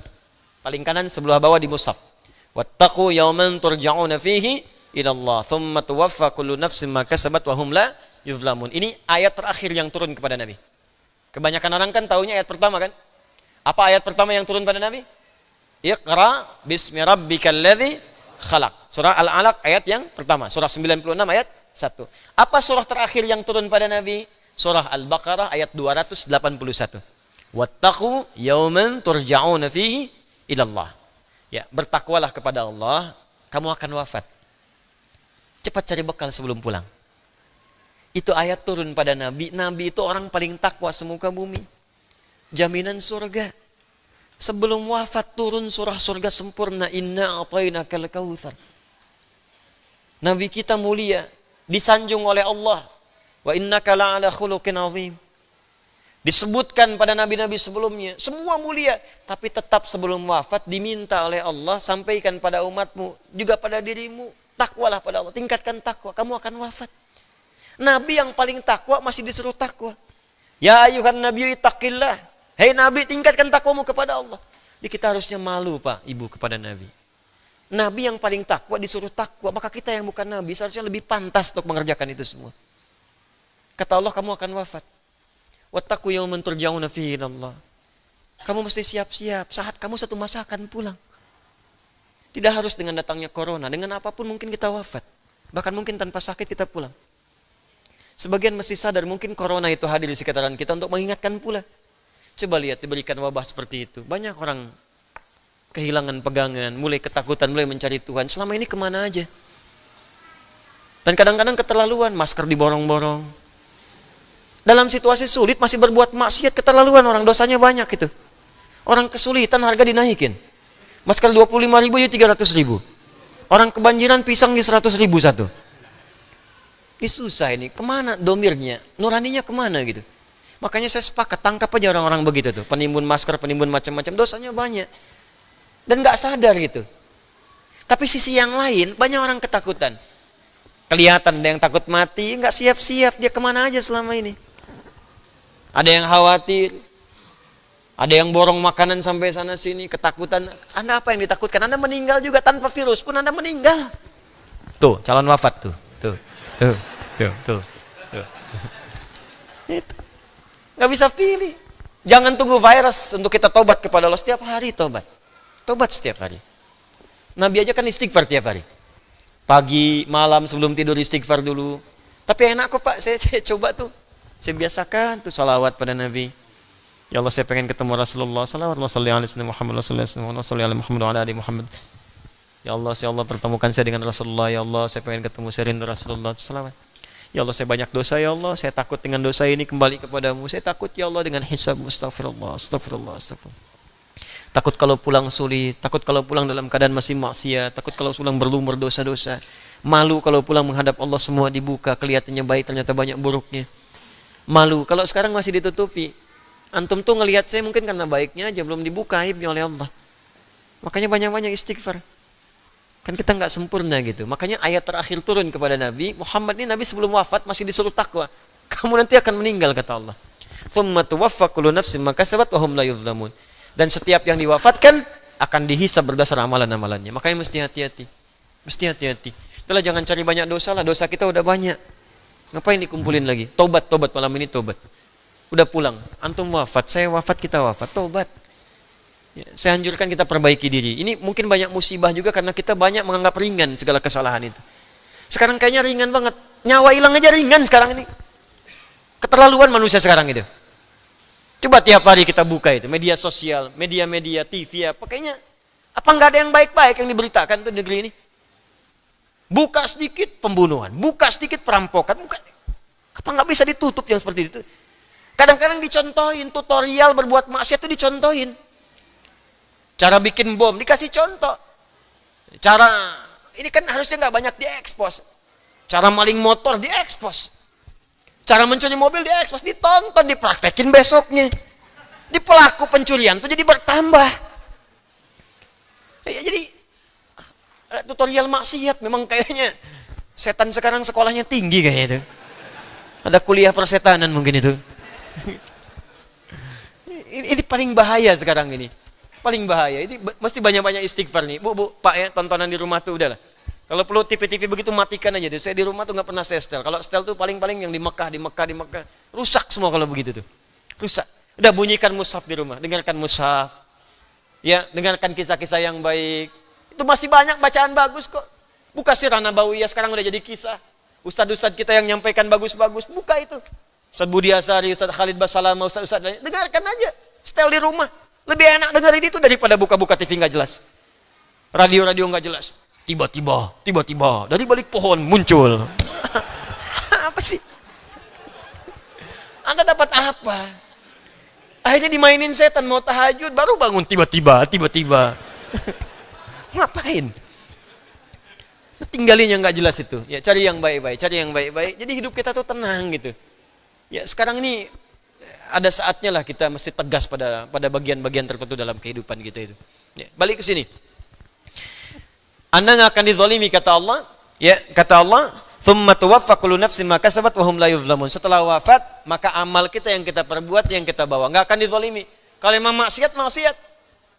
Makanya tobat dari sekarang. Kalau emang baik, ya baik. Ayo. Ini Rajab bulannya Allah, Syahrullah. Banyak istighfar bulan ini. Ya, banyak istighfar bulan-bulan ini. Dan banyak memaafkan. Saya pun insya Allah akan membuka diri. Saya minta maaf kepada setiap kalangan yang dalam setiap kesempatan pasti saya banyak salahnya, saya minta maaf. Ya, kalau ada yang perlu diselesaikan silahkan datang. Jangan bicara di belakang. Kalau di belakang tuh saya nggak tahu. Datang pada saya. Udah pasti saya nggak tahu kalau di belakang itu. Ya, jadi kalau Anda punya persoalan dengan saya atau dengan siapapun, jangan di belakang, nggak akan nyampe, Joni. Datang bicara, selesai. Daripada Anda bingung sendiri, nyampein sana, nyampein sini, Anda pusing sendiri. Akhirnya Anda kumpulin maksiat, nggak selesai dosanya. Dan Anda ajak orang lain berjamaah dosa. Mendingan datang. Saya kemarin buka Instagram. Ada curhat seorang suami istri. Minta solusi. Ustadz saya baca itu, kadang saya baca beberapa kesempatan. Ustadz minta pandangan. Saya dilarang kakak ipar saya datang ke kajian Ustadz Adi Hidayat. Katanya Ustadznya ajarannya radikal. Terus kakak iparnya bilang saya kenal Ustadz ini sejak di Kairo. Saya tahu dia. Padahal saya pun nggak pernah belajar di Kairo. Kan? Saya tuh kuliahnya di Libya, Joni. Saya nggak pernah kuliah di Kairo. Yang pernah saya lakukan talaqi tafsir pada Syekh Tantawi Jauhari sampai dihadiahi kitab ini. Ini kitab dari guru saya yang mulia. Saya belajar langsung dari beliau Syekh Muhammad Tantawi itu. Saya belajar dari beliau, saya ikuti sampai ke Iskandaria. Yang tahu saya di situ cuma 3 orang. Ya, tiga-tiganya sahabat saya, Sandi Rizki, ya, kemudian Biogen Akbar, Ikhwan Nugraha, itu teman-teman saya semua. Tambah 1 Syekh Hafid orang Afghanistan yang pakar hadis sampai saya dihadiahi bagan hadis, beliau yang merangkum kurikulum di sana. Ya, Anda bayangin saya aja diundang ke Al-Azhar, ketemu Syekh Al-Azhar, teman-teman saya Syekh Al-Azhar, teman-temannya udah kumpul di sini. Saya sahabatan sama alumni Al-Azhar. Orang Al-Azhar ngundang saya, ngundang ceramah di sana, saya Al-Azhar juga mau ketemu. Orang sana nyebut saya moderat, orang sini nyebut radikal. Dia belum minum susu itu. Dia salah info, makanya datang daripada di belakang dapat info nggak jelas. Gitu. Jadi biasakan diskusi, klarifikasi, tanyakan. Jadi kalau kumpul-kumpul begitu capek nantinya. Ya, yang saya akan angkat tangan cuma 2 golongan. Saya serahkan hisabnya kepada Allah. Satu yang menyebut saya pelaku bid'ah. Itu saya serahkan hisabnya kepada Allah kalau dia tidak bertobat. Karena itu berat di hadapan Allah. Karena pelaku bid'ah tidak akan berjumpa dengan Rasulullah SAW. Saya mimpi sudah ketemu. Dan banyak dimimpikan orang bertemu dengan Rasulullah. Lalu Anda menyebut saya pelaku bid'ah. Maka bagaimana cara saya bertemu dengan Rasulullah SAW? Tapi saya masih menahan. Kalau Anda masih bertobat, selesai urusan saya. Tapi kalau tidak, saya serahkan hukumnya sama Allah. Saya nggak mau bilang apa-apa. Itu saja. Yang kedua, orang yang menghambat orang yang ingin memperbaiki diri belajar dengan saya. Karena kata-kata atau kalimat-kalimat atau informasi yang tidak pantas, saya serahkan hisabnya kepada Allah. Ya. Yang lainnya semua saya maafkan. Yang dua, saya nggak bisa berkata apa-apa sebelum dia bertobat dan menyelesaikan urusannya sendiri. Karena berat bagi saya. Kalaupun memaafkan, tapi kalau menghambat orang ini disebut pelaku zalim. Al-Baqarah 114. Wa man azlamu mimman mana'a masajidallahi ayyudhkara fiha ismuhu wa sa'a fi kharabiha. Siapa orang paling zalim, disebut oleh Allah paling zalim di muka bumi, yang menghambat orang lain untuk mendapatkan zikir di masjid. Di antara zikir itu belajar, salat, belajar, taklim itu zikir. Ada orang menghambat orang lain, kamu jangan taklim, kamu jangan belajar, dia begini, sementara dia nggak tahu hakikat yang sebenarnya. Allah menyebut makhluk itu paling zalim. Lantas bagaimana saya mesti bersikap? Saya nggak tahu. Makanya jangan, Allahu Akbar. Jangan cari masalah yang seharusnya tidak dilakukan. Ya. Yang lain saya maafkan. Nah, kalau ada apa-apa cerita, ada utang, ada apa, kalau saya bisa saya bebaskan. Kalau saya bisa bantu, saya bantu. Ya hidup saya terbatas, kok besok meninggal juga. Mungkin antum duluan, saya belakangan bisa terjadi. Ya, atau terserah lah, gitu. Atau terserah. Ya, jadi sudah jangan banyak cari maksiat. Nah, kalau yang dua tadi saya serahkan urusan sama Allah. Yang menyebut saya bid'ah, atau yang kedua yang menghambat orang lain untuk mengaji tanpa alasan yang jelas. Sehingga orang itu tidak mendapatkan kebenaran. Bahkan ada yang berbahaya sehingga membuat orang itu benci dengan saya padahal nggak kenal saya. Coba Anda kebayang nggak? Kalau Anda kenal, Anda benci, mungkin ada persoalan. Anda nggak kenal, Anda benci. Kebayang nggak? Yang paling bahaya itu kan paling bahaya. Anda nggak kenal setan, difasilitasi. Anda nggak kenal saya, dibenci. Kan perbedaannya jauh. Bayangkan Nabi Musa saja, Nabi, Rasul, ya kenal Fir'aun, makhluk paling zalim. Fir'aun tuh ustad bukan, ngaku Tuhan, hobi bunuh orang. Diperintahkan Musa berdakwah kepada lembut. Faqula lahu qaulan layyina. Anda Nabi bukan, Rasul bukan, surga belum jelas, amalan berantakan, hisab menegangkan. Ya berdakwah kepada saya yang bukan Fir'aun. Saya nggak pernah bunuh orang sampai sekarang. Mabuk nggak pernah, apalagi ngaku Tuhan. Terus tiba-tiba Anda mencela saya, Anda siapa? Ya, termasuk saya pun demikian, kita sama-sama perbaiki diri. Tapi poinnya adalah kita akan wafat, itu aja. Kita akan wafat. Ya, kita akan wafat. Tolong yang apa namanya? Saya pernah berjanji pada siapapun, kalau belum ada hubungi staf saya segera. Saya selesaikan. Mungkin ada yang pernah disampaikan antum umroh atau antum dapat porsi haji kuota, ya atau misalnya saya ingat tuh satu aja, ada Joni yang pernah manjat bendera itu. Ingat, terbayang saya di benak saya itu. Saya pernah janjikan beliau beasiswa gitu, ada uang senilai tertentu. Kalau ada yang tahu aksesnya tolong sampaikan. Kalau bisa ke sini saya ketemu. Saya nggak ada masalah, saya cinta negara, saya cinta bangsa saya. Siapa yang menghormati bangsa saya, sekalipun dia tidak seagama dengan saya akan menghargainya. Karena saya mencintai negara saya. Joni bukan muslim, tapi dia sudah membanggakan bagian menjaga marwah negara kita. Kita mesti angkat dia. Wallahu alam, kalau dia dapat hidayah, alhamdulillah. Kalau tidak, saya nggak paksa. Yang penting saya bisa mewujudkan cinta saya pada bangsa saya dengan menghargai siapapun. Ya, bodoh kalau menyebut saya anti Pancasila, itu orang bodoh. Atau menyebut saya misalnya anti NKRI, itu orang kurang sehat. Ya, kurang sehat.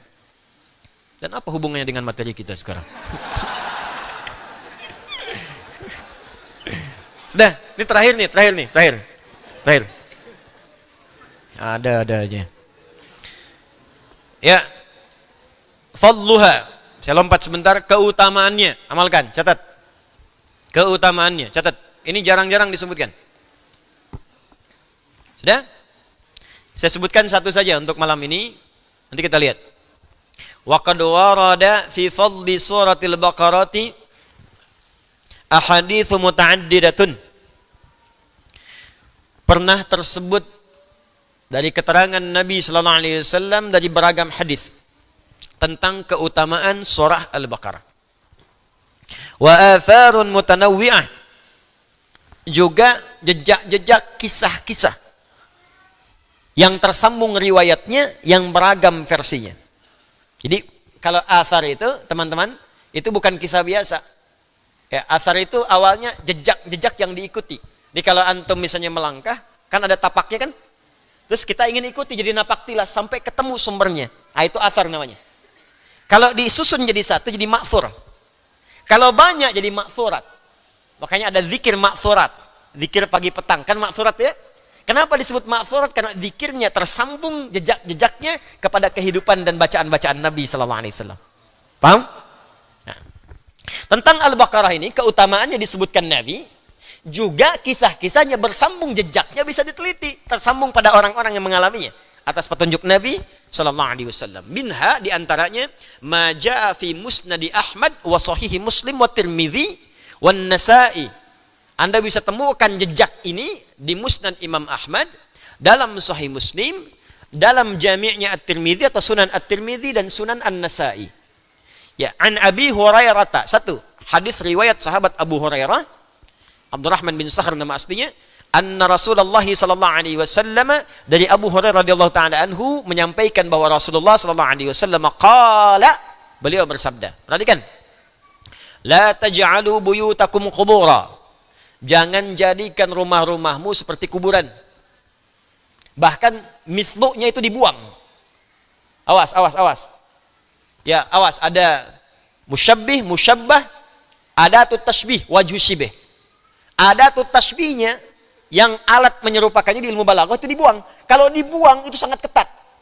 Ya, misal. Kita ingin katakan pada istri kita misalnya, anti kal qamari fil jamalah. Sayang, kamu cantik seperti rembulan. Ya, yang belum nikah maaf ya. Anti kal qamari fil jamalah. Musyabbah, ya, istri diserupakan musyabbah dengan rembulan. Ya, atau kal badri fil jamalah. Ya, diserupakan wajhu syibihnya dalam kecantikan. Ada tut tasbihnya, alatnya kak seperti. Kalau Anda ingin menguatkan pujiannya, buang. Kemudian ada tasbihnya. Anti qamarun fil jamalah. Kamu itu benar-benar rembulan. Ya, benar-benar rembulan dalam kecantikanmu. Kalau ingin lebih kuat lagi, buang fil jamalahnya. Anti qamarun. Engkau itu purnama di malam hari ini. Hilang. Jelas? Nah, ini sebaliknya. Kata Nabi, la taj'alu buyutakum qubura. Asalnya begini, la taj'alu buyutakum kal quburi. Jangan jadikan rumahmu seperti kuburan, sepertinya dibuang. Maka kalimatnya menjadi jangan jadikan rumahmu kuburan. Ada rumah yang disebut oleh Nabi kuburan. Hati-hati. Bukan seperti lagi, emang kuburan. Kayak kata Nabi ya, ingat. Padahal di sana masih ada orangnya. Masih ada penghuninya, tapi kata Nabi kuburan. Berarti di dalamnya ada mayit-mayit yang berjalan. Awas, hati-hati. Antum kalau sama seperti yang diinfokan Nabi berarti antum mayit berjalan. Fa innal baita alladhi tuqra'u fihi suratul baqarati la yadkhuluhu syaitan. Apa rumah yang seperti kuburan itu? Di antaranya rumah yang tidak pernah digunakan zikir di dalamnya kepada Allah Subhanahu wa taala. Gak pernah ada sholat, gak pernah baca Al-Quran di dalam, gak pernah bacaan zikir, subhanallah, alhamdulillah, memuji Allah, salawat pada Nabi. Rumah yang gak pernah dipakai zikir itu rumah disebut oleh Nabi kuburan. Penghuninya mayat-mayat berjalan. Paham? Maka pakai. Nah, kalau kemudian Anda ingin jadikan rumahnya semerbak, ramai dengan zikir, tapi kadang-kadang ada kesulitan, mau sholat susah, mau baca Quran susah, mau ngaji susah, mau puasa susah. Barangkali ada setan di dalamnya. Cara mengusirnya, baca surah Al-Baqarah. Kata Nabi, fa innal baita alladhi tuqra'u fihi suratul baqarati la yadkhuluhu syaitan. Rumah yang dibacakan Al-Baqarah di dalamnya tidak akan pernah dimasuki setan. Yuk baca Al-Baqarah. Ya. Kalau Al-Baqarah berarti berapa ayat tadi? 286 ayat. Jadi kalau masih alif, lam, mim, setannya mundur dari kamar, lek, di ruang tengah. Nyampe 255 sampai pintu depan. 285 keluar dari pintu, 286 menjauh dari pintu Anda. Al-Baqarah, satu surat baca. Baca. Ya. Bertahap aja nggak apa-apa. Semampu kita baca sehari berapa, sampai terbiasa. Sampai terbiasa, baca. Keterangan lain, ini bagian paragraf terakhir, sabar. Alhamdulillah. Warawa Ibnu Hibban fi sahihi an Sahal bin Sa'ad, diriwayatkan oleh Ibnu Hibban dalam sahihnya. Imam Ibnu Hibban punya kitab sahih dikenal dengan Sahih Ibnu Hibban. Jadi bukan Sahih Al-Bukhari saja ya, bukan Sahih Muslim. Sahih Ibnu Khuzaimah ada, Ibnu Hibban ada. Ya, jadi ada banyak versi sahih. Al-Hakim An-Naisaburi punya kitab sahih, Al-Mustadrak. Ya, teruskan. Qala berkata, qala Rasulullah sallallahu alaihi wasallam pernah bersabda, "Inna likulli syai'in sinam. Wa inna sinamal Qur'anil Baqarah." Setiap segala hal itu punya yang istimewa dan unggul. Dan keunggulan Al-Quran salah satunya terdapat pada Al-Baqarah. Jadi disebut oleh Nabi, Al-Baqarah itu sinamul Quran atau surah yang sangat istimewa dalam Al-Quran. Semua surah istimewa, Al-Baqarah punya keistimewaan tertentu. Apa istimewanya? Kita baca. Wa inna man qara'aha fi baitihi lam yadkhulhu syaitanu thalatha layalin. Orang yang terbiasa baca Al-Baqarah, maka setan tidak akan masuk ke dalamnya minimal 3 malam. Wa man qara'aha fi baitihi naharan lam yadkhulhu syaitanu thalathata ayyamin. Kalau dibaca di siang hari dibiasakan baca, maka tidak akan masuk setan selama 3 hari. Ini kalau ini sudah urusan spiritual, jangan diukur dengan nalar, akal. Ya. Kalau nggak percaya baca aja dulu. Kalau spiritual itu kerjakan dulu baru dapat hikmah. Gini ya, gini. Kalau akal belum bisa nangkap, tangkap pakai iman. Kerjakan dulu, baru datang hikmah. Kalau hikmah datang, akal baru paham. Karena sepanjang akal itu nempel di manusia, sifat manusia terbatas. Ingat ya, sifat dasar manusia terbatas, nggak ada yang sempurna. Contoh, mata nempel di manusia, maka pandangan manusia terbatas. Semakin menjauh, semakin kecil nggak kelihatan. Jelas? Telinga nempel di manusia, maka pendengaran kita terbatas. Sekian hertz terdengar, sekian hertz tidak.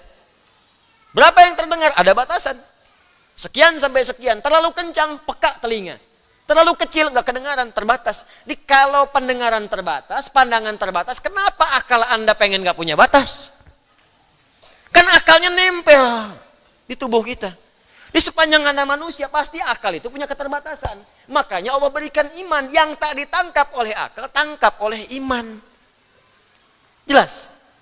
Nanti ketika iman menangkap, hikmah datang. Hikmah itu yang membantu akal untuk memahaminya. Itu poinnya. Jadi kalau Anda belum sholat, jangan hukumi dengan akal lu, sholat dulu. Habis sholat baru ngerti. Sampai ngertinya nggak ingin ketinggalan sholat. Itu caranya. Puasa dulu baru komen. Islam itu nggak benar, Islam teroris. Masuk Islam dulu. Kalau sudah masuk Islam baru tahu. Yakin nggak akan keluar? Nggak percaya silakan. Nggak percaya silakan. Ya. Ya pokoknya kalau nggak percaya silakan. Ada non-muslim misalnya, nggak kenal Islam, komen, Islam begini, Islam orang Islam begini. Masuk Islam dulu. Masuk Islam. Terus praktekkan Islam sebenar-benarnya. Salat yang benar, puasa yang benar, baca Quran yang benar. Yakin saya nggak akan keluar dari Islam. Nggak percaya silakan. Jadi kalau ada yang kepada Anda mengatakan, Islam nggak benar tuh gini. Mas, tak kenal maka ta'aruf. Ingat, tak kenal maka ta'aruf. Kenalan dulu. Ya, Anda jangan komen tentang handphone kalau belum tahu handphone. Jangan komen tentang TV kalau belum tahu TV. Jangan komen tentang Islam kalau belum tahu Islam. Kalau mau komen tentang satu hal, kenali dulu, datangi, baru tahu. Mau komen tentang Islam, masuk dulu, masuk Islam dulu. Jangan komentari orang sholat dulu. Ini sudah nggak sholat, komen pada yang sholat. Cara berpikirnya salah. Salah cara berpikirnya. Oh, itu. Berpikirnya yang benar. Ini jilbab begini pakai jilbab dulu, baru ngerti. Ya, kalau ada laki-laki komen tentang jilbab negatif, jilbabin dulu biar tahu. Pakai dulu, jangan langsung disimpulkan. Jenggot ciri-ciri teroris. Saya berjenggot biasa aja. Lionel Messi berjenggot, Sergio Ramos berjenggot, Neymar berjenggot. Ya, nggak ada masalah. Ya, kenapa Anda jadi masalah? Ya, paham ya? Celana cingkrang ciri teroris, pakai dulu celananya. Baru tahu. Ya. Tuh, kan? Jelas ya? Nah, jadi sekarang kalau nggak percaya, baca dulu Al-Baqarahnya, baca yang benar. Nanti Anda akan rasakan suasana berbeda. Ya, kalau sambil ingin belajar, coba sekarang bacakan di rumah. Kalau belum mampu, baru pelan-pelan, sekarang pasang tilawah di rumah. Saya berani bicara karena saya praktekkan di rumah. Beda Pak, auranya lain Bu. Nggak percaya silahkan, buka aja.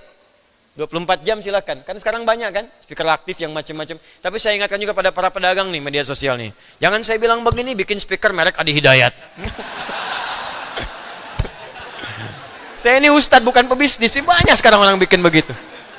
Ceramah saya diputar, speaker aktif. Ada ceramah, gambarnya Adi Hidayat. Saya nggak tahu benar, sama sekali nggak tahu saya. Pokoknya kalau yang gitu-gitu saya nggak ngerti lah. Yang jualan mushaf, saya nggak pernah jual mushaf. Jadi kalau ada yang jual ini mushaf itu nggak pernah saya. Kalau ada, saya nggak berniaga dengan Al-Quran. Bahkan kelas UAH pun saya nggak mau ngambil apapun.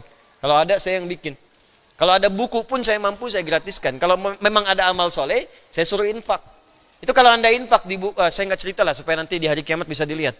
Kalau sekarang dibuka-buka semua itu nanti sebagian ada yang nggak baik.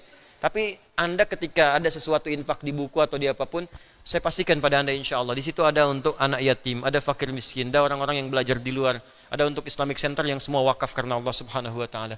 Ada macam-macam. Kalau Anda mau lihat nanti, sebelum wafat akan diperlihatkan, saat masuk kuburan ditampakkan. Kalau pengen cepat lihat silahkan.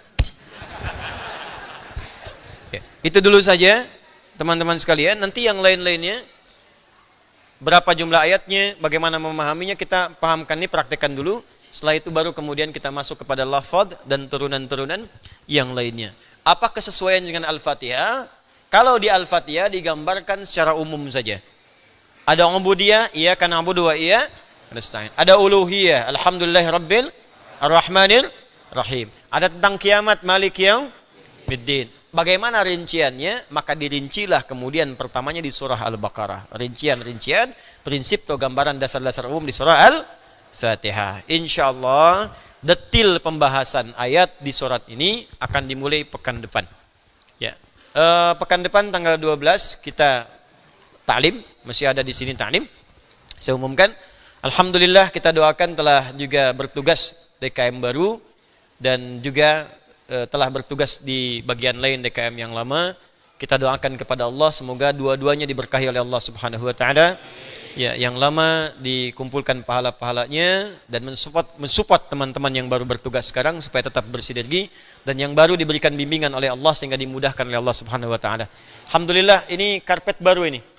Ya, yang teman-teman ada ini baru diganti juga. Mudah-mudahan jadi aura-aura yang baru untuk kita semua. Ini bersih, tidak ada coronanya karena baru. Insyaallah. Dan jangan jadi bahan-bahan mainan, tetap kita waspada dalam kebaikan-kebaikan. Pengumuman yang terakhir, insyaallah di bulan ini saya intensif dengan tim mencari tempat yang bisa menampung cukup baik, jumlah yang banyak. Kalau ada usulan masukkan aja ke akhir center. Usulan di mana tempatnya yang kira-kira bisa. Ini tim saya sampai hari ini keliling. Cari tempat yang masjid yang terbuka ke stadion untuk bisa menampung teman-teman. Karena kita nanti rencana tanggal 22, kalau ada perubahan kami infokan, akan dibuka sesi khusus. Ya, tadinya ingin untuk yang peserta UAH saja, ya sekolah UAH, tapi ini akan dibuka umum. Karena saya akan mengajarkan persiapan khusus menghafal di bulan Ramadan. Supaya tidak bertanya lagi, tidak ada orang datang koper ke sini, sudah bawa pengen itikaf sebelum waktunya. Anda bisa itikaf di tempat masing-masing, masjid masing-masing, atau yang dekat-dekat, tapi manhajnya saya ajarkan terlebih dahulu. Insya Allah saya ajarkan bagaimana cara menghafal 30 hari efektif di bulan Ramadan. Ya, dengan cara-cara tertentu. Nanti di bulan ini nanti kami infokan. Sementara tanggalnya 22 Maret. Ya, sementara. Nanti kami akan update. Kalau Anda punya informasi tempat yang cukup baik, bisa kita gunakan, atau ada teman-teman yang punya tempat, disampaikan saja pada kami supaya kita bisa survei, kita lihat kesesuaiannya. Kita kerja sama-sama. Ya, supaya bisa meringankan beban yang lainnya. Kemudian untuk ta'lim itu saya buat buku khusus. Metode At-Taisir. Supaya orang tidak sulit-sulit, pengen karantina, susah, pengen macam-macam. Nanti saya ajarkan metodenya. Bukunya sudah saya siapkan, sebagian MZN saya masukkan ke situ. Tapi yang spesifiknya itu nggak ditemukan dimanapun. Jadi dari mulai jadwalnya, kapan menghafal, kapan murajaah, tahapannya bagaimana, ada di situ semua. Termasuk saya buatkan buku notes, ya UAHAS notes, jadi semacam kalender, tapi bukan kalender semata. Di situ ada informasi semua program di Quantum Akhir Institute. Kalau Anda mau ngundang ta'lim, kok nyambungnya kemana? Ada yang pernah mengatakan ada tarif sekian, macam-macam, ada di situ infonya. nomornya, macam-macamnya. Semua program ada di situ, termasuk ada nanti bimbingan-bimbingan kehidupan di dalamnya. Kalau sudah selesai ini, yang terakhir, mulai masuk bulan Sya'ban, ta'lim kita akan berhenti dulu yang standar, kita akan masuk ke bimbingan Ramadan. Karena Ramadan saya tidak akan mengajar. Kecuali nanti yang tikaf, saya mau memperbaiki diri. Saya mau tobat, mau istighfar, mau memperbaiki apa yang saya ajarkan, itu mau saya amalkan. Yang kurang-kurang sekiranya yang Allah belum ridha, mungkin saya rasakan belum maksimal yang saya kerjakan. Ya, terakhir saya minta doa dari teman-teman semua. Jika memang ada yang, dan pasti ada yang salah, ada yang kurang tepat, saya mohon dimaafkan. Karena saya masih manusia. Dan saya ingin menunjukkan kemanusiaan saya dengan bertobat yang benar di hadapan Allah Subhanahu wa taala. Jadi saya minta maaf sebesar-besarnya pada siapapun yang pernah tersinggung atau hal-hal yang kurang berkenan, saya minta maaf. Kalau ada utang piutang mohon disampaikan sehingga bisa diselesaikan dengan cara yang ma'ruf dan benar. Dan hal-hal lain semoga Allah lapangkan hati kita semua untuk berbuat baik. Saya minta didoakan supaya diikhlaskan ya oleh Allah Subhanahu wa taala dan dijadikan wafat kita semua dalam keadaan husnul khatimah. اللهم تقبل منا إنك أنت السميع العليم وتب علينا إنك أنت التواب الرحيم اللهم ربنا تقبل منا يا الله كل أعمالنا الصالحة تقبل منا صلواتنا تقبل منا يا الله تقبل منا يا الله تقبل منا يا الله كل سجودنا وركوعنا وصيامنا وتلاوتنا Ya Allah, mohon terima amal ibadah kami seluruhnya, salat kami, ruku kami, sujud kami. Ya Allah, tilawah Al-Quran kami, puasa kami, wa tammim taksirana ya Rabbal Alamin, dan sempurnakan segala kekurangan-kekurangannya. Allahumma idza kanna minna ya Allah qariban aw ba'idan amwata ya Allah taqaddamu alaina faghfir lahum dhunubahum warhamhum ya arhamar rahimin wa nawwir quburahum waj'al quburahum rawdatan min riyadil jannah wa la taj'al quburahum huftan min hufarin niran. Ya Allah, jika ada saudara-saudari kami telah mendahului kami, entah itu ayah kami, ibu kami, istri kami, atau suami kami, teman kami dekat ataupun jauh, kami mohon ya Allah, ampuni dosa-dosa sahabat-sahabat kami tersebut. Sayangi mereka ya Allah di alam kuburnya. Jadikan kubur mereka terang sebagai bagian dari taman surga. Mohon jauhkan dari sifat-sifat bagian dari neraka. Allahumma ya arhamar rahimin, idza kana hunalika ghairul muhtadina ilal Islam hatta hadhihi al-laila fahduhum ilal Islam qabla an tawaffu. Ya Allah, jika ada di antara kerabat kami dekat atau jauh, mereka belum bersyahadat, belum beriman sampai malam ini, maka mohon sentuh jiwa mereka agar mereka bisa bersyahadat sebelum wafat ya Rabbal Alamin. Allahumma idza kana hunalika minal usat ya Rabbal Alamin, Allahumma alif qulubahum liyatubu ilaik ya Rabbal Alamin qabla wafatihim. Ya Allah, jika ada pelaku maksiat sampai malam ini, di tempat ini dekat ataupun jauh, kami mohon sentuh jiwa mereka untuk bertaubat sebelum mereka wafat kembali kepadamu ya Rabbal Alamin. Allahumma alihaqna ma'as salihin. Allahumma ij'al ya Allah wafatina husnal khatimah. Ya Allah, sertakan kami bersama orang-orang soleh dalam aktivitas kami dan jadikan wafat kami husnul khatimah. Alhaqna ma'al ladzina an'amta 'alaihim minan nabiyyin was-siddiqin wasyuhada'i was-salihin wa hasuna ulaika rafiqa. Allahumma rabbana atina fid dunya hasanah وفي الآخرة حسنة وقنا عذاب النار بفضلك سبحان ربك رب العزة عما يصفون وسلام على المرسلين وآخر دعوانا سبحانك اللهم وبحمدك نشهد أن لا إله إلا أنت نستغفرك ونتوب إليك وآخر دعوانا أن الحمد لله رب العالمين ثم السلام عليكم ورحمة الله وبركاته.